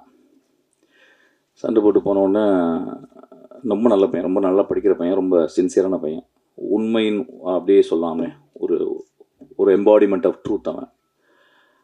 அப்போ நைட்டு ஒரு 12 மணிக்கு அவன் வந்து நான் மெசேஜ் போட்டேன் அவனுக்கு. டேய், நீ முதல் இன்டர்வியூவில் உனக்கு பிடிச்ச டேரக்டர் வந்து ராமன் சொன்னடா, இப்போ நீ சண்டை போட்டு போயிட்டேன், நாளைக்கு காலையில் நான் ராம்கிட்ட சொல்கிறேன், ராம்கிட்ட போய் ஜாயின் பண்ணிக்கிட்டா அப்படின்னா. நான் ஒரு மெசேஜ் போட்டேன். ஒரு மணி நேரம் கழிச்சு எனக்கு மெசேஜ் போட்டான். சார் நான் உங்களை விட்டுட்டு நான் போயிட்டேன், நீங்கள் ராம்கிட்ட சேர்த்து விடணும்னு சொல்லி ஏன் சார் சொன்னீங்க? என்னை வந்து அப்படியே நிராகரிச்சிடும்ல, உங்களுக்கு கோவம் வரலையா அப்படின்னு கேட்டேன். அப்போ நான் சொன்னேன், because I love you so much அப்படின்னு. அவன் அந்த எண்ணில் அழுதுட்டு மறுநாள் காலில் வந்து என்னை கட்டி பிடிச்சிட்டான். ராம் எங்கள் வாழ்க்கையில் எப்பயுமே அப்படி தான் இருக்கிறான். நாங்களும் ராம் வாழ்க்கையில் எப்பயுமே இருக்கிறோம். ஒரு சினிமா 72 தொழிலுக்கு அப்புறம் சினிமாவுக்கு வந்தேன். நான் சினிமாவை ரொம்ப நேசித்து என் தந்தை போல ஒருத்தர் உட்காந்துருக்காரு. ரீசெண்டாக ஏதோ ஒரு பத்திரிகையாளர் சொன்னார் போல, இந்த பிசாசு 2க்கு அப்புறமும் ட்ரெயினுக்கு அப்புறமும் மிஷ்கின் இந்த அட்ரஸ் எல்லாம் போயிடும் அப்படின்னு சொல்லியிருக்கார் போல நண்பர். அந்த நண்பருக்கு ரொம்ப தாழ்மையாக சொல்கிறது, சீக்கிரம் சினிமா விட்டு போகணுன்னு தான் நினைக்கிறேன். நானும் ரொம்ப ஹாப்பியாலாம் சினிமாவில் இல்லை. ரொம்ப ஹாப்பியாக சினிமா பண்ண காலங்கள் அது போயிடுச்சு. இன்றைக்கி ரொம்ப காம்படிஷன், இன்றைக்கி ரொம்ப சோ-கால்டு ட்ரேட் இன்னும் அதெல்லாம் வந்து அப்படியே அழக்கழித்து அப்படியே ஒரு உதிரம் சொட்ட தான் நான்லாம் சினிமாவில் இருந்துக்கிட்டே இருக்கேன். அப்போ தென்றல் காற்று போல் ராமின் படங்கள், ஒரு கொட்டுக்காளி, ஒரு வாழை அப்படின்ற ஒரு படங்கள் வரும்போது ஒரு தென்றல் வீசுது. அப்படி தான் இந்த படத்தை நான் போய் பார்த்தேன். ராம் எப்பொழுதும் ஒரு படம் பண்ணுறதுக்கு முந்தைய என்கிட்ட வந்து ரொம்ப ரிச்சுவலிஸ்டிக்காக he'll come and narrate the story. ஒரு 20 மினிட்ஸ் அந்த நரேஷன் வந்து என்கிட்ட சொல்கிறது அவ்வளோதான். அதாவது வந்து அதில் நான் வந்து எது சொல்கிறதுக்கும் கான்ட்ரிபியூஷன் எதுவுமே கிடையாது. ஏன்னா அவ்வளோ இண்டிவிஜுவல் அவன், இன்டிவிசிபிள் அவன். அப்போ என்ன இந்த படத்தை என்கிட்ட சொல்லலை. ஏன்னா இதுக்கு முந்தின படத்தை என்கிட்ட வந்து சொன்னான். அதுக்கப்புறம் உடனே இமீடியட்டாக அந்த படத்தை எடுக்க ஆரம்பித்தான். அது லேட் ஆச்சு, பல காரணங்கள். ஸோ எனக்கு வந்து ரொம்ப எக்ஸ்பெக்டேஷனோட தான் அந்த படத்தை போய் நான் பார்த்தேன். எப்பொழுது ராம் படத்தை பார்த்தாலும் எனக்கு எப்பயுமே ஒரு உலகத்தின் அதிசயங்களை பார்க்குற போல தான் இருக்கும். There are very few directors in India or over the world. They built a cinema with their soul and with their experience, with their sincerity, with their truthfulness. அந்த படங்கள் எப்பயுமே எல்லா படங்களையும் அப்படி வெகுஜன எப்படி இருக்கும், வெகுஜன மக்களுக்கு எப்படி இருக்கும், கேலரி ஆடியன்ஸுக்கு எப்படி இருக்கும் அப்படின்லாம் பார்க்க மாட்டாங்க. ஒரு வித்யா கௌரவம் தானே, வித்யா கர்வம் தானே ஒரு பெரிய ஒரு ஆசானுக்கு, ஒரு மாஸ்டருக்கு அது எப்பொழுதுமே அவனுக்கு இருக்கும் ஆக்சுவலாக. So he never ஒரிஸ் about box office. That doesn't mean that அது வந்து ஒரு என்கேஜிங்காக இருக்காதுன்னு கிடையாது. அவனுடைய என்கேஜ்மெண்ட் வந்து வாழ்க்கையை வந்து சினிமா வந்து எப்பொழுதுமே யோசிக்க வைக்கும். ஒரு படம் பார்த்துட்டு வந்து குழந்தைய உத்து பார்க்க வைக்கும், அம்மாவை உத்து பார்க்க வைக்கும், நம்ம கடந்து வந்த பாதையை கொஞ்சம் யோசிக்க வைக்கும். ஒரு நல்ல கலைஞன் வந்து, ஒரு நல்ல எழுத்தாளன் வந்து அவன் பேனா தலை குனியும் போதெல்லாம் அந்த சமூகம் தலை நிமிர்ந்துச்சு. அப்படி தான் இந்த படத்தை அவன் எழுதியிருக்கான். நான் படம் தெரியாமல் கதை தெரியாமல் போனேன். பறந்து போ அப்படின்னு சொல்லி டைட்டில் ரொம்ப பியூட்டிஃபுல். எப்பொழுதுமே இயற்கையை நேசித்து கொண்டே இருக்குவேன். நிறைய பொயட்ரி பேசுவான். ஆஃபீஸில் வந்து நிறையா பொயட்ரி எடுத்துகிட்டு போவான். எனக்கு படிக்க டைம் இல்லாத போது தான் ராம் படிச்சுட்டு தான் நான் கேட்டுப்பேன் சில டைம். பறந்து போவோம் ஒரு பொயட்ரி. இப்போ சொன்ன உடனே ஒன்று வரும், எப்படி அப்போ இவங்கெல்லாம் சேர்ந்து சொல்கிறாங்க படம் எப்படி இருக்கும் அப்படின்னா, அது மூவி இஸ் பர்சனல் ஆக்சுவலி. ஒரு 1000 பேர் தேட்டரில் உட்காந்து பார்க்குறாங்கன்னா ஒவ்வொருத்தருக்கும் ஒரு மூவி, நல்ல movie, will give their own interpretation. இந்த படங்களும் அந்த மாதிரி. ஒரு அம்மா போய் உட்காந்தாங்கன்னா அம்மாவுக்கு ஒரு இன்டர்பிரிட்டேஷன் இருக்கும். ஒரு தந்தை போய் உட்காந்தோன்னா தந்தைக்கு ஒரு இன்டர்பிரிட்டேஷன் இருக்கும். ஒரு குழந்தை போய் உட்காந்தா ஒரு குழந்தை இன்டர்பிரிட்டேஷன். ஒரு டீ கடைக்காரர் போய் உட்காந்தானா ஒரு டீ கடைக்காரருக்கு ஒரு interpretation. So it is a multi interpretation இருக்கும். அதுதான் ஒரு கிரேட் ஒர்க்குடைய என்றைக்குமே நிற்கிறது. ஸோ அப்படி தான் இந்த படமும் நான் பார்த்தேன். இதை பார்த்துட்டு வந்து இரவு ஃபுல்லாக நாங்கள் பேசினோம்.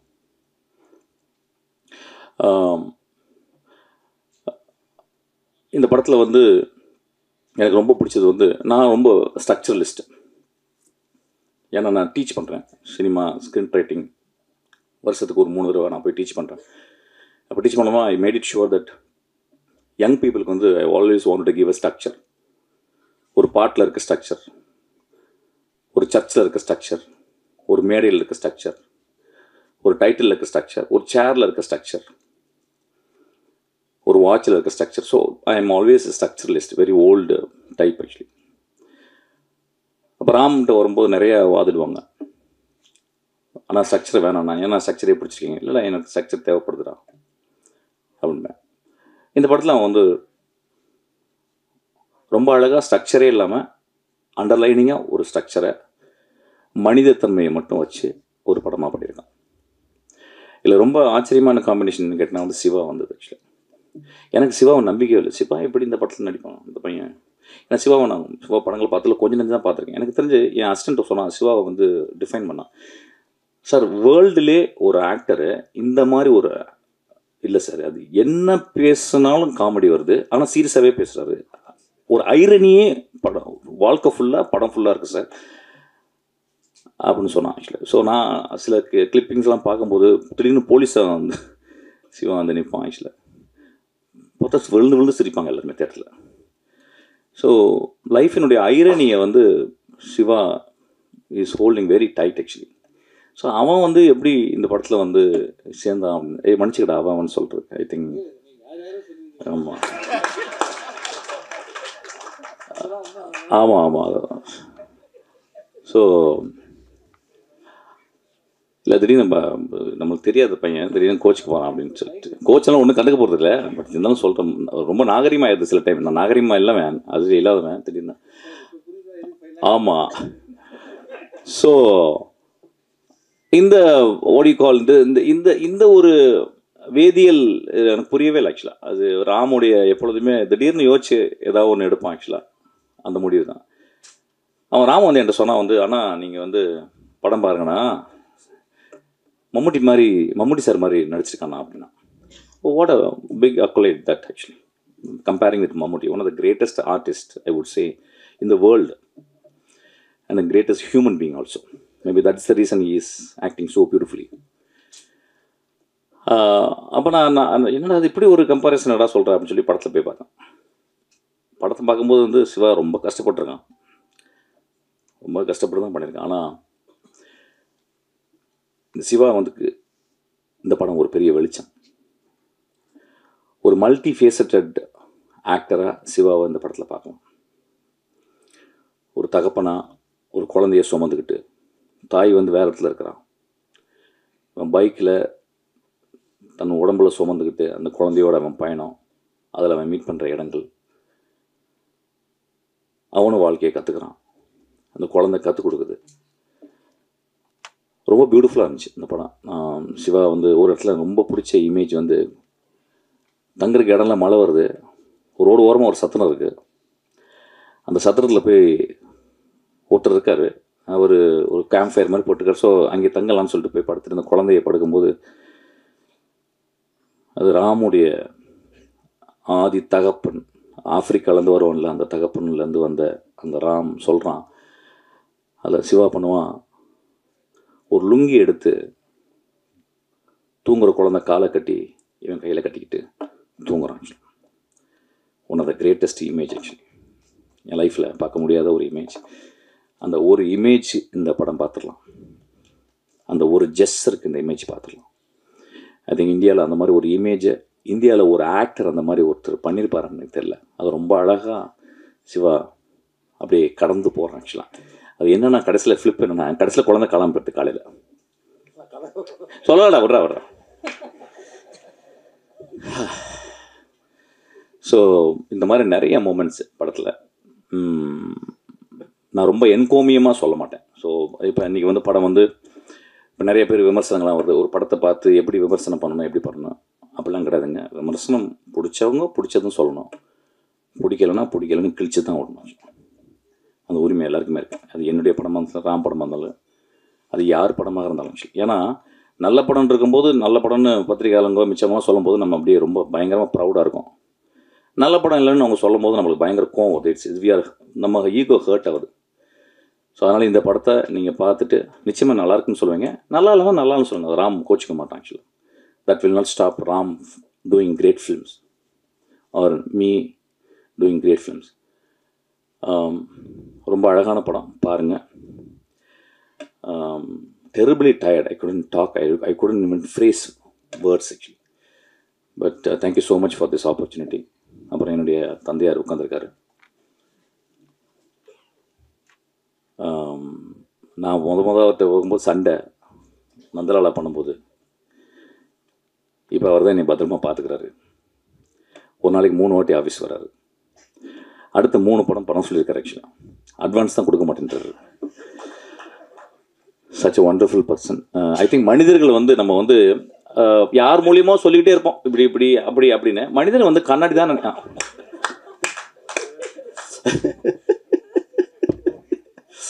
அதாவது ட்ரெயின் பார்த்த பிறகு அவர் கட்டி பிடிச்சி உச்சி முகர்ந்து எத்தனை படம் எடுத்தாலும் நான் தான் பண்ணணும். அதுக்கப்புறம் இந்த தம்பி சொல்கிற அத்தனை கதையும் சூப்பராக இருக்குது. இப்போ 2 நாளைக்கு முன்னாடி கூட சொன்னேன், இந்த பாம்பேயில் ஒரு காரில் உட்காந்து ஒரு ஹீரோ மேட்ரு சொன்னேப்பா, அது ரெடி பண்ணி வச்சுக்கோ அப்படின்னா. அதுக்கு அவர் அட்வான்ஸ் ஏற்கனவே கொடுத்துருக்குறேன். செலவழிச்சிட்டேன் சார். அது 2-3 பார்ட்டி போன செலவாயிடுச்சு.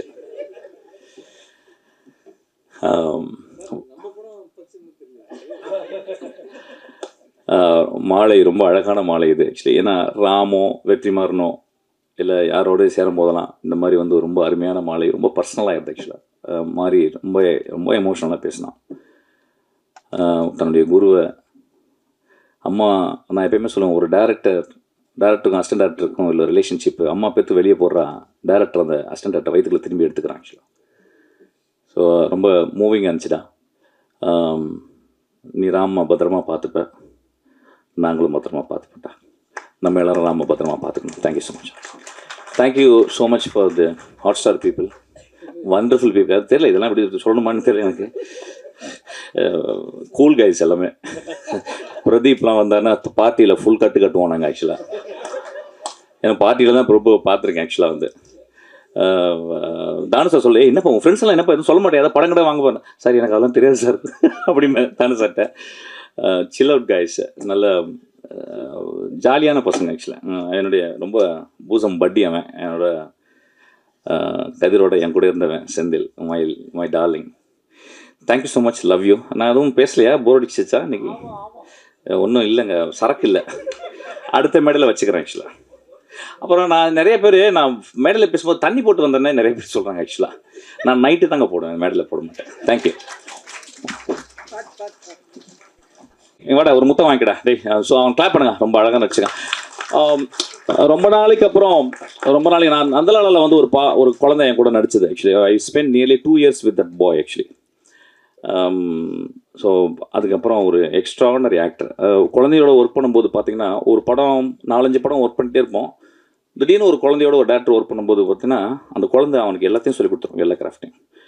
அப்படி தான் இந்த படம் ரொம்ப அழகாக பண்ணியிருக்கான். இதுக்கு மேலே நடிக்கக்கூடாது, போய் ஒழுங்காக படிக்கணும், சரியா?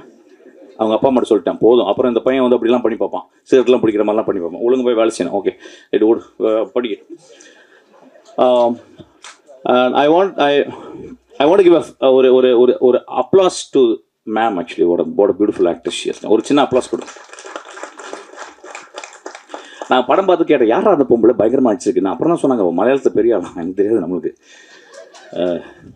அப்போ மேடம் பியூட்டிஃபுல்லாக நடிச்சிருந்தீங்க, ரொம்ப அவுட்ஸ்டாண்டிங் பர்ஃபார்மன்ஸ், ரொம்ப வேல்யூபிளான performance. She elevated the movie like anything. அப்புறம் மியூசிக் டைரக்டர், சாரி டாடே ஒன்று சொல்ல எழுதி வச்சுக்கங்க. ரகுமான் ஆஃபீஸ்லேருந்து ஒரு ஜீனியஸ் வந்துட்டான். அவன் ஒரு பாட்டு என்னை பாட சொன்னான். நான் பாட்டு பாடின உடனே நடபயிறு விராகம் ரொம்ப எக்ஸ்ட்ரானரியாக இருந்துச்சு. அதுக்கப்புறம் ஒரு பாட்டு திடீர்னு போட்ட உடனே சொன்னேன், டேய் இந்த பாட்டு நல்லா இருக்குடா, இதை வந்து சஞ்சய் சுப்ரமணியம் பாடினா நல்லா இருக்கும்டா அப்படின்னு சொன்னேன். இவங்க திடீர்னு என்னை பார்த்தாங்க. ஏன்னா 2 பேரும் பேசி வச்சுருந்தாங்க போல், யாரோ ஒரு கர்நாடிக் சிங்கர் பாடினான்னு. உடனே I requested Sanjay. Immediately Sanjay came and sang the song. அந்த பாட்டை அனுப்புங்கடா. அவன் வந்து ஒரு பெரிய சூறாவளினா ரொம்ப போர் அடிக்குது. ஒரு ஒரு நீ இருப்படா போடா. நல்ல பையன், ரொம்ப நல்ல பையன். நல்லா, அதாவது நான் என்னோட மியூசிக் டேரக்டரை பார்க்கும்போது ரொம்ப சிம்பிளாக பார்ப்பேன். ஒரு ஃப்ரேஸு அன்னக்கிளியே ஒன்றை தேடுதே, அவ்வளோதான். இது வந்து இன்னும் 50 வருஷம் ஓடிக்கிட்டே இருக்கு. இளங்காத்து வீசுதே, அவ்வளோதான். ஒரே ஒரு 6 நோட்டு போய் திரும்பி ஒரு 3 நோட்டு திரும்பி வந்த உடனே அந்த பாட்டு அப்படியே மேஜிக்கு.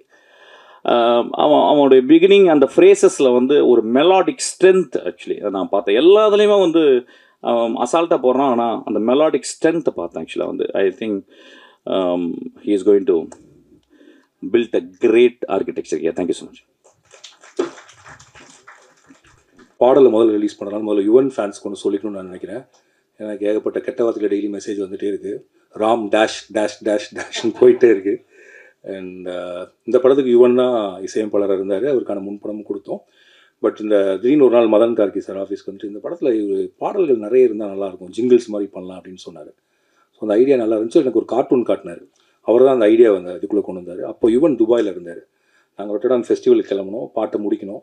பட் அவ்வளோ பாட்டு அங்கேருந்து பண்ணவும் முடியல, என்னால் போகவும் முடியல. அப்போ எனக்கு தெரிஞ்சு கோட் அந்த மாதிரி 2-3 படம் யுவனுக்கு இருந்துச்சு. ஸோ அப்போ யுவன் சொன்னார், நான் பிஜிஎம் பண்ணிடுறேன், நீங்கள் பாட்டு மட்டும் அதை ஜிங்கிள்ஸ் தானே வச்சு பண்ணிக்கோங்க அப்படின்னு சொன்னார். ஸோ அப்போ எங்களுக்கு ஆபத் வாழ்ந்தவனா வந்தவர் தான் சந்தோஷ் தயாநிதி. அண்ட் அவர் வந்து எனக்கு வந்து ஆனந்த யாழை மாதிரி ஒரு பாட்டு கொடுங்கலாம் கேட்காம, இந்த கதைக்கு என்ன பாட்டு அதை நான் பண்ணுறேன் எனக்கு அப்படின்னு சொல்லி தான் நம்ம என்ன கொடுத்தோமோ அதை பண்ணி கொடுத்தாரு. ரொம்ப நன்றி Santhosh. And of course Yuvan fan, நானும் யுவனோட ஃபேன் தான். யுவனை மிஸ் பண்ணுறேன். யுவனுக்கு எனக்கு எந்த கான்ஃப்ளிக்ட்டும் இல்லை. இந்த படத்தில் யுவன் தான் பாட்டு பண்ணலே தவிர நான் பாட்டு பண்ண வேணும்னு சொல்ல. ஏன்னா யுவனுக்கு டைம் இல்லை. ஓகே, அதனால் இனிமேல் இந்த டேஷ் டேஷ்லாம் தூங்கினீங்கன்னா நல்லாயிருக்கும். இது ஒன்று. அண்ட் ரெண்டாவது, இந்த படத்தில் எனக்கு இந்த டேடி ரொம்ப பாவம் எனக்கு ரொம்ப பிடிச்ச பாட்டு. ஏன்னா அது வந்து கிட்டத்தட்ட எனக்கு எங்கள் அப்பாவை தோணும். ஏன்னா எங்கள் அப்பா சொல்லிட்டே இருப்பார், இந்த அவரோட ஃப்ரெண்ட்ஸ்லாம் கேட்பாங்க போல இருக்குது, தங்க மீன்கள் அதெல்லாம் பார்த்துட்டு, ஏன்ப்பா இவ்வளோ மோசமான அப்பாவா நீ, இவ்வளோ கடுமையாக நடந்திருக்கேன்னு சொல்லி. இந்த படமும் பார்த்துட்டு இருக்கப்போ பார்த்துட்டே இருந்தேன் நான். இந்த பாலாஜி சக்தி ஷாட் வர்றப்ப இதுலேயும் ஏன்டா இப்படி காட்டியிருக்கேன் அந்த அப்பாவுன்னு கேட்டார். ஏன்னா எங்கள் அப்பா என்னை எதுக்கு திட்டினதில்லை, அடித்ததில்லை, ஏன்னு கேள்வி கேட்டதில்லை. நான் என்ன சொல்கிறேனோ அதை பண்ணி கொடுத்துருவேன் தான் அப்பா.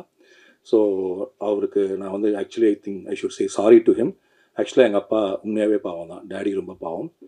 அண்ட் இந்த பாட்டு அந்த விதத்தில் எனக்கு எமோஷனலாக கனெக்டட். அப்போ தான் நான் புரிஞ்சுட்டு, ஒரு ஃபிலிம் மேக்கர் பண்ணக்கூடிய படம் நீங்கள் கொஞ்சம் குடும்ப உறவுகள் இதெல்லாம் பண்ணால் அவங்க குடும்பத்தில் இருக்கவங்களை பயங்கரமாக அது ரிஃப்ளெக்ட் பண்ணுது. பார்க்குறவங்களாம் என் தங்கச்சியை பார்த்து, நீ தானே அந்த தங்கச்சி, என் தங்கச்சி ஏன்டா டே என்னப்போ இவ்வளோ டார்ச்சர் கொடுத்து. ஸோ இந்த படத்தில் இந்த டேடி ரொம்ப பாவம். இன்னொரு விதத்தில் யோசிச்சு பார்த்தா நானுமே ஒரு டேடி, நானும் பாவம் தான். ஆக்சுவலாக நான் எங்கள் அப்பாவை எவ்வளோ டார்ச்சர் பண்ணோம் அப்படி தான் என் பையன் பண்ணிகிட்டு இருக்கான். ஸோ அஃப்கோர்ஸ் டேடி ரொம்ப பாவம். அப்புறம் ஆல் அப்பாஸ் ஆர் லையர்ஸ். இந்த லையர்ஸுங்கிறது வந்து பெரும் பொய்கள் சொல்கிறவங்க இல்லை. கண்டிப்பாக 24 மணி நேரம் குழந்தைகள்கிட்ட உண்மை சொல்லிட்டு இருக்க முடியாது, குழந்தைங்க கேட்குற எல்லாத்தையும் செய்ய முடியாது. So there be lies, sweet lies இருக்க தான் செய்யும். அந்த இடத்துல வரக்கூடிய ஒன்று தான் ஆல் அப்பாஸ் ஆர் லையர்ஸ். அப்புறம் இந்த படம் வந்து எளிமையாக எடுக்கப்பட்டிருந்தாலும் அதற்கான பொருட்செலவோட ஒரு விரிவான ஒரு படமாக தான் எடுத்திருக்கோம். இந்த படத்தை என்ன சொல்கிறது தயாரிப்பதற்கு காரணமானது தயாரித்து கொடுத்த ஜியோ ஹாட்ஸ்டார். இது ஆரம்பிக்கிறப்ப டிஸ்னி ஹாட்ஸ்டார், இப்போ ஜியோ ஹாட்ஸ்டார். அண்ட் ஆமாம், நான் பிரதீப் சார் சொன்ன மாதிரி கிட்டத்தட்ட டெய்லி போவோம், கதை சொல்லுவோம், அப்புறம் வேணான்னு நான் சொல்லிட்டு வந்துடுவேன். அண்ட் ஆக்சுவலாக நான் பிரதீப் சாரை மீட் பண்ணது படம் பண்ணுறதுக்காக மீட் பண்ணல. நரன் வந்து என்னோடய ஃப்ரெண்டு. ஒரு நாள் சும்மா அவங்க ஆஃபீஸ் போனப்போ டீ சாப்பிட்றப்ப நீங்கள் எதாவது கதை வச்சிங்களான்னு கேட்டால் அப்படி பேச ஆரம்பித்தோம். நான் அவர் வந்து படம் அப்போ ஆக்சுவலாக நம்ம கதை பேஸ் பண்ணுறப்ப டிஸ்னி ஹாட்ஸ்டாரே ஸ்டார்ட் ஆகலை, நீங்கள் படம் பண்ணுற ஐடியாலே இல்லை. ஐ திங்க் அதுக்கப்புறம் தான் டிஸ்னி ஹாட்ஸ்டாரே ஸ்டார்ட் ஆச்சுன்னு நான் நினைக்கிறேன். ஸோ அப்போ அப்படி பேசி அப்புறம் திடீர்னு ஒரு நாள் லாக்டவுன் அப்போ இந்த கதையை நான் சொன்னப்போ குட்டி சார் வந்து ஒரு ஜூம் காலில் தான் கேட்டார். 2-3 கதை சொன்னேன்னு நினைக்கிறேன். குட்டி சார் வந்து இந்த கதை பண்ணுவோம் அப்படின்னு சொன்னார். மேபி அவர் எதுக்கு செலக்ட் பண்ணாரு இன்றைக்கி தான் எனக்கு தெரியுது. ஏன்னா அவரும் ஒரு அப்பாவாக ஒரு சின்ன கில்ட்டியோடு இருக்காருன்னு நினைக்கிறேன். நிறைய டைம் ஸ்பெண்ட் பண்ண முடியலன்னு நினைக்கிறேன். ஸோ ஏதோ ஒரு விதத்தில் நிறைய அப்பாக்களுக்கு இந்த படம் பிடிச்சனால, எல்லாருமே அப்பாக்களாக இருந்தனால. But Pradeep sir is bachelor. But இருந்தாலும்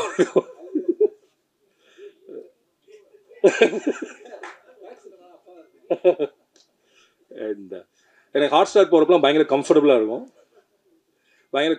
இப்போ வந்து நான் மித்த கார்பரேட்குள்ளே போனதில்லை. ஆனால் இங்கே போனால் ஒரு குட்டி சார் எப்போதும் சிரிச்சிட்டே இருப்பார். அவர் மேலே கோவமாக இருக்காரா வருத்தமாக இருக்காரு, ஆனால் ஆல்வேஸ் ஹி ஸ்மைல்ஸ். நம்மளுக்கு அவரை பார்த்தா ஒரு எனர்ஜி வந்துடும். ஓகே, ஒரு பயங்கர ஹாப்பியான பர்சன் தான், நம்ம கம்ஃபர்டபுள். பாலா சாரை பார்த்தா எப்படி இருக்கணும், அந்த சித்தப்பா பெரியப்பாலாம் இருப்பாங்கல்ல, அவர் குரலுமே அந்த ஒரு பேஸ் வாய்ஸில் இந்த ஊரில் எல்லாம் வந்திருப்பாங்க கிளம்பி திருநெல்வேலியிலேருந்து, அந்த மாதிரி வந்து சித்தப்பா மாதிரியாக இருப்பார். And Pradeep sir is like என்ன சொல்கிறது, என்னோட க்ளோஸ் டியூட் படி.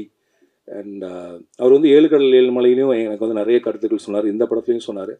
எனவே பிரதீப் கேமி இந்த ஏன் இப்படி பண்ணலாமா அப்படிங்கிற இன்னொரு ஆல்டர்னேட்டிவ் ஜேர்னரை அவர் தான் புஷ் பண்ணார். நீங்கள் ஒரு ஃபீல் குட் பண்ணுங்கள், ஹியூமர் பண்ணுங்கன்னு புஷ் பண்ணி தான் இந்த படத்துக்கு வந்தோம். அண்ட் எனக்கு சிவா சாரை வந்து நானும் சிவா சாரும் சினிமாவுக்கு வந்து ஒரே வருஷம் 2007 கட்டது தமிழ் சென்னை 28. அப்போ இருந்து எனக்கு சிவா சாரை தெரியும். அண்ட் நாங்கள் படம் ஒன்றும் பல தடவை பேசியிருக்கோம்.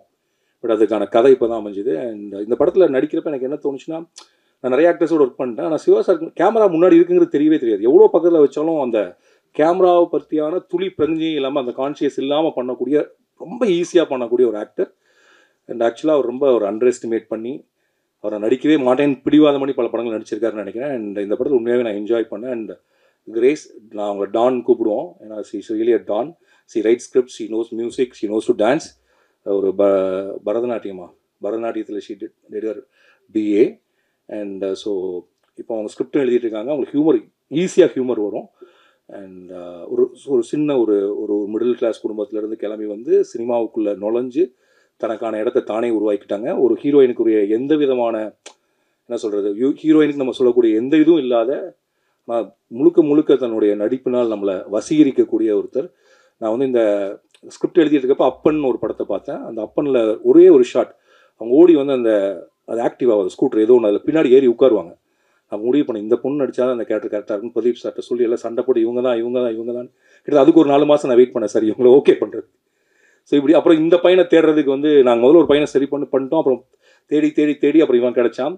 பிரதீப் சார் என் பையனை நடிக்க வைக்கணும்னு சொல்லிட்டு இருந்தார். எனக்கு அவன் வேறு படத்தில் வேணாலும் நடிக்கலாம், என்னால் என் பையனை டைரக்ட் பண்ண முடியுமான்னு தெரியல. அப்புறம் ரொம்ப செல்ஃபிஷாக ஆகிடுமோ நம்மளுக்கு ஒரு இது வேறு. அண்ட் அப்புறம் கண்டிப்பாக இப்போ இன்னொரு பையன் நடித்தானா மலையில் ஏறலாம் சொல்லலாம், நம்ம பையன் நடிக்கிறப்ப அவன் என்ன சொல்லுவான் நம்மளன்னு தெரியாது. ஸோ அண்ட் மித்துல், அன்பு, நாங்கள் அன்புன்னு தான் கூப்பிட்றோம். அண்ட் வந்து ஒரு என்ன சொல்கிறது, அவனுக்கு நாங்கள் ஓட சொல்லி கொடுத்தோம், ஸ்விம்மிங் பண்ண சொல்லி கொடுத்தோம், வேவ் போர்டு ஓட்ட சொல்லி கொடுத்தோம், ஃபுட்பால் ஓட சொல்லி கொடுத்தோம், நடிக்க சொல்லி கொடுக்கல. அது தானாகவே வந்துச்சு அவனுக்கு. And is very easy. அவன் ஆக்சுவலாக இப்போ என் நித்தேஷ்னு ஒருத்தர் இருக்கான், அவன் நடிக்கணும்னு ஆசை அவனுக்கு சீன் நடிச்சு காட்டணும் இல்லை இது ரொம்ப கிரிஞ்சாக இருக்குது நான் பார்த்துக்கிறேன் அப்படின்றான். ஸோ அந்த மாதிரி லைக் வெரி ரொம்ப நல்லா பண்ணான்.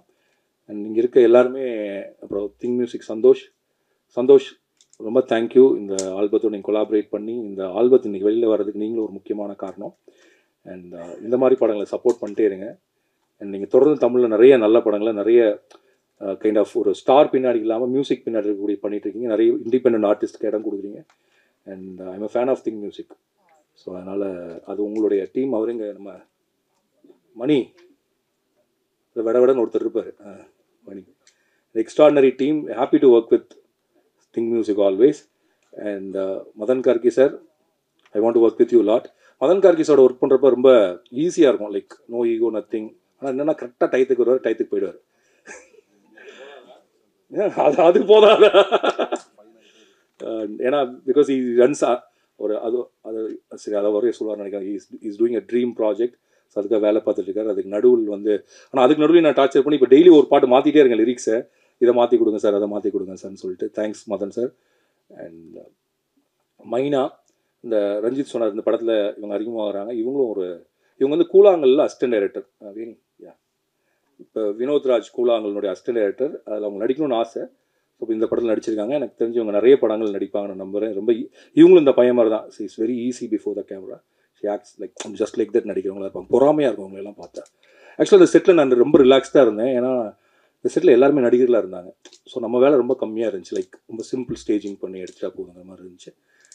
நான் இனி யாராவது விட்டேன்னா மிஸ்கின் சார் சொல்லணும் கடைசியாக.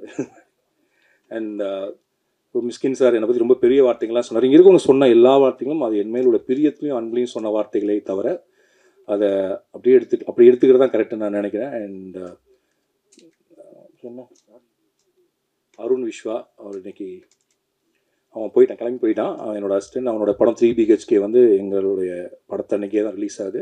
26ஆம் ஆடியோ லான்ச். காலையில் அவங்களோட ஆடியோ லான்ச், சாயங்காலம் எங்கள் ஆடியோ லான்ச். 2 ஆடியோ லான்ச்சுக்கும் உங்களை எல்லாத்தையும் வர்ற மாதிரி வரணும்னு சொல்லி நான் இன்வைட் பண்ணுறேன். காலையில் சத்தியமில், ஈவினிங் க்ரீன் பார்க், மார்னிங் அங்கே பார்ப்போம், ஈவினிங் எங்கள் இதில் பார்ப்போம். So 3 BHK and Paranthu Po it's like ரெண்டுமே என் படம் தான். எப்படி வாழையும் கொட்டுக்காலையும் வந்தப்போ எனக்கு ரெண்டுமே ஒரே நாளில் வந்துச்சோ அதே மாதிரி ரெண்டும் எனக்கு பிடிச்ச படம். இந்த படமும் அந்த மாதிரி. அண்ட் எல்லோரும் 5 வருஷம் ஆயிடுச்சுன்னு சொல்கிறாங்க. மிஸ்கின் எனக்குமே 5 வருஷம் ஆயிடுச்சு, 6 வருஷம் ஆயிடுச்சு. கடைசியாக சைக்கோ, அதில் நான் இருந்தேன். அதுலேருந்து அவருக்கும் படம் வரல, எனக்கும் படம் வரல. படம் வரல, ஏன்னா ரிலீஸ் ஆகலை. ஆனால் அண்ணன் பேசி நடித்து அதை ஃபில் பண்ணுறாரு. சூப்பர். அண்ட் அண்ட் எனக்கு எப்போல்லாம் ஒரு மன தளர்ச்சி இருக்குமோ, இல்லாட்டி ஒரு கண்டிப்பாக டைட்னஸ் இருக்கும் நம்மளுக்கு, இது அந்த பிரச்சனையை எப்படா ஃபேஸ் பண்ணுறது, ரொம்ப டிப்ரெஸ்டாக இருக்கப்போ நான் வந்து போகிற இடம் வந்து மிஸ்கின் ஆஃபீஸ். அவரை பார்த்தா எனக்கு வந்து திடீர்னு தெரியல ஒரு உற்சாகம் வந்துடும். ஏன்னா கொஞ்சம் அவர்கிட்ட எங்கள் தாத்தாவோட சாயல் இருக்கும். தாத்தானா வயசில் சொல்ல, சாயலில் அந்த பெரிய ஒரு பலூன் எங்கள் தாத்தா எனக்கு சின்ன வயசு ஞாபகம் இருக்கு. இல்லை பலூன் தூக்கிட்டு எனக்கு நல்லா ஞாபகம் இருக்குது. பலூன் எடுத்துட்டு எங்கள் தாத்தா ஒருத்தர், அந்த தாத்தாவோடைய ஞாபகம் அப்படியே இருக்குது. இவரை பார்த்தா எனக்கு அவர் அந்த பலூன் கொண்டு வந்து அந்த இவர் தாத்தா மாதிரியே இருக்கும். அண்ட் அவர் நல்லா ஹக் பண்ணுவார், உங்கள் கையை பிடிச்சிக்குவார். அந்த ஒரு பாடி டச், அந்த அவர் கொடுக்கக்கூடிய அந்த உடலின் சூடுங்கிறது உங்களுடைய இதில் இருந்து கொடுக்கும். அதே தான் Siddharth is my close friend. And இப்போ மிஸ்கின் அண்ணன்கிட்ட ஒரு மாதிரினா சித்தார்த்தை வந்து நம்ம எப்போ வேணாலும் கால் பண்ணாலும் ஃபோன், எனக்கு தெரிஞ்சு நான் ஃபோன் பண்ணால் ஃபோன் எடுக்கிற ஒரே ஆர்டிஸ்ட் அடுத்த கால் சித்தார்த் நினைக்கிறேன், நெக்ஸ்ட் கால். அண்ட் ஒரு ரொம்ப பெரிய பிரச்சனை உடனே கிளம்பி வரக்கூடிய அளவுக்கு ஒரு நண்பர். அண்ட் எல்லா படத்துலையும் நான் வந்து பாடுங்கன்னு சொன்னால் வந்து பாடிட்டு போகிறதுக்கு அதுவும் ஒரு காரணம். அண்ட் மாரி செல்வராஜ், ரஞ்சித், மீராவோட ஹபீபி நான் பார்த்தேன் தமிழ் சினிமாவில். நான் இது உண்மையாகவே சொல்கிறேன், அன்பு பிரியத்தினெல்லாம் சொல்ல, அப்படி ஒரு இஸ்லாமிய வாழ்க்கையை, இஸ்லாமிய ஊரை இது வரைக்கும் யாருமே காட்சிப்படுத்தவே இல்லை. ஹபீபி வர்றப்ப தமிழின் முதல் தமிழ் இஸ்லாமிய படமாக அது இருக்கும். அண்ட் அதை பிரித்து சொல்கிறது வந்து அவங்களை பிரித்து சொல்கிறதுக்காக சொல்ல, ஏன்னா அப்படி ஒரு ஸ்லாங் இருக்குது, அப்படி ஒரு லைஃப் ஸ்டைல் இருக்குது. அவங்க தமிழ் இந்த மொழியில் பேசுவாங்கிறதே அவங்களுக்கு தெரியாது. ஸோ கிட்டத்தட்ட அவர் ஊரில் இருந்து, எனக்கு தெரிஞ்சு மீராவுடைய பெஸ்ட் அண்ட் ஃபஸ்ட் ஃபிலிம் தான். அவர் ஊரில் அவர் வாழ்ந்த வாழ்க்கையிலேருந்து ஒரு படத்தை எடுத்துகிட்டு வந்துட்டார். அண்ட் அது மீரா வந்து ஆக்சுவலாக ட்ரெய்லரே அப்படி சொல்லலாம். மீரா இஸ் டேக்கிங் அவரோட ஊரை நமக்கு அறிமுகப்படுத்தி வைக்கிறார். தான் ஹபீபி. அண்ட் ஹபீபி நம்ம எல்லார் மனதையுமே அப்படியே என்ன சொல்கிறது இணக்கமாக நம்மளை கொண்டு போவோம். And it will introduce a new slang, new lifestyle to Tamil cinema. Thank you Meera for Habibi. And so Meera அதனால சொன்னேன், இன்னும் நிறைய நல்ல படங்கள் நான் பார்த்துருக்கேன், அது தொடர்ந்து வரும்னு நான் நினைக்கிறேன். அண்ட் மிஸ்கின் நான் thank you sir, Bala sir, Kutty sir, Pradeep sir, marketing ma'am Abhilasha ma'am, and வந்திருக்க எல்லாத்துக்கும் நன்றி. அண்ட் மீடியாவுக்கு ரொம்ப நன்றி. And thank you. இது மேலே வேறு ஏதாவது சொல்லணுமா? எங்கே அண்ணன் இங்கே போயிட்டாரா? சரி, சுரேஷ் அண்ணன் போயிட்டார். என்னுடைய நெருங்கிய கூட்டாளி, 7 கடல் 7 மலையோட தயாரிப்பாளர்.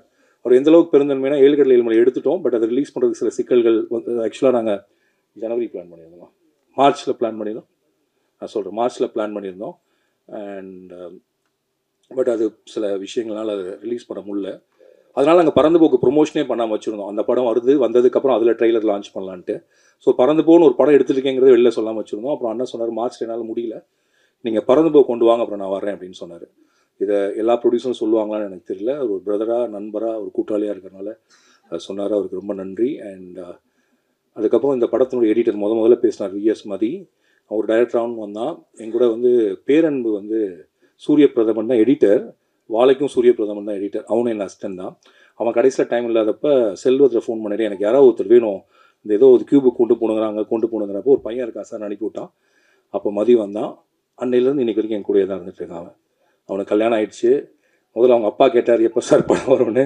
அப்புறம் அவங்க அம்மா கேட்டாங்க, இப்போ அவங்க மாமனார் கேட்டாங்க, அப்புறம் உங்கள் ஒய்ஃப் கேட்டாங்க. படம் வருது, உங்கள் பாட்ட சொல்லிடுங்க, ஜூலை 4 அவர் மருமகன் எடிட் பண்ண படம் வருது. மதி தேங்க்யூ. மதி இல்லாமல் லைக் இந்த 4 வருடங்கள் தாண்டி இருக்காது. மதி தான் லைக் இந்த படத்தினுடைய கிட்டத்தட்ட இன்னைக்கு நைட் ஃபுல்லாக தூங்கலை, ஏன்னா இங்கே ரிலீஸ் பண்ணதுக்கு எல்லாத்தையும் தான் ரெடி பண்ணோம். அதனால தான் கண்ணு வந்திருக்கு, மற்றபடி வேறு எதுவும் இல்லை. மாதிரி thank you. And cameraman sir Ekambaram sir. And Ekambaram sir இன்றைக்கி இல்லை, ஷூட்டில் இருக்கார்.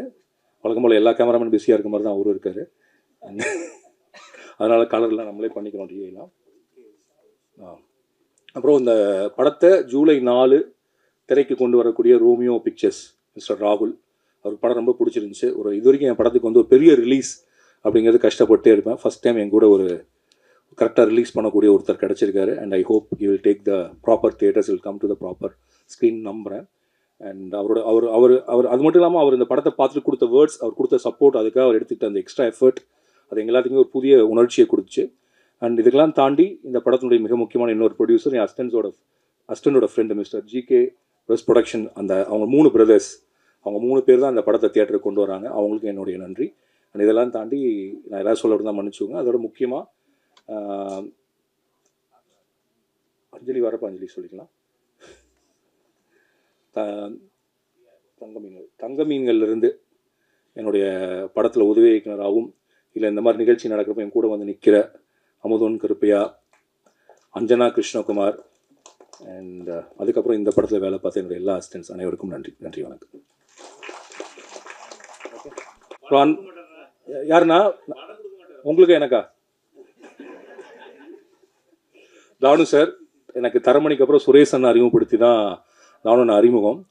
அவர் வந்து நான் சில சமயங்கள் ஒன்று தோணும் நம்மளுக்கு வந்து இவர்கிட்ட வந்து நான் 6 கதைக்கு சொல்லியிருப்பேன், அவங்கள்ட்ட சொல்லியிருப்பேன். இல்லை, அவரும் முயற்சி பண்ணார், என் கூட படம் ஒன்று எப்போது சொல்லிட்டே இருப்பார். பட் அது சரியாக அமைஞ்சு வரல. ஆக்சுவலாக இந்த நிகழ்ச்சிக்கு வந்து இன்றைக்கி தானுன்னே ஃபோன் பண்ணார், எங்கே இருக்க ப்ரெஸ் மீட் வச்சுருக்கேன் நான் வரேனாரு. ஆனால் இல்லைனா அது ஆடியோ லான்ச்சில் சின்ன லெவலில் தான் வைக்கிறேன், அது எப்படி நான் இல்லாமல்னு சொல்லி அவரே கிளம்பி வந்தார். அந்த பிரியத்திற்கும் அன்பிற்கும் நம்பிக்கைக்கும் ரொம்ப நன்றிண்ணா. நன்றி. அழகான மாலையில்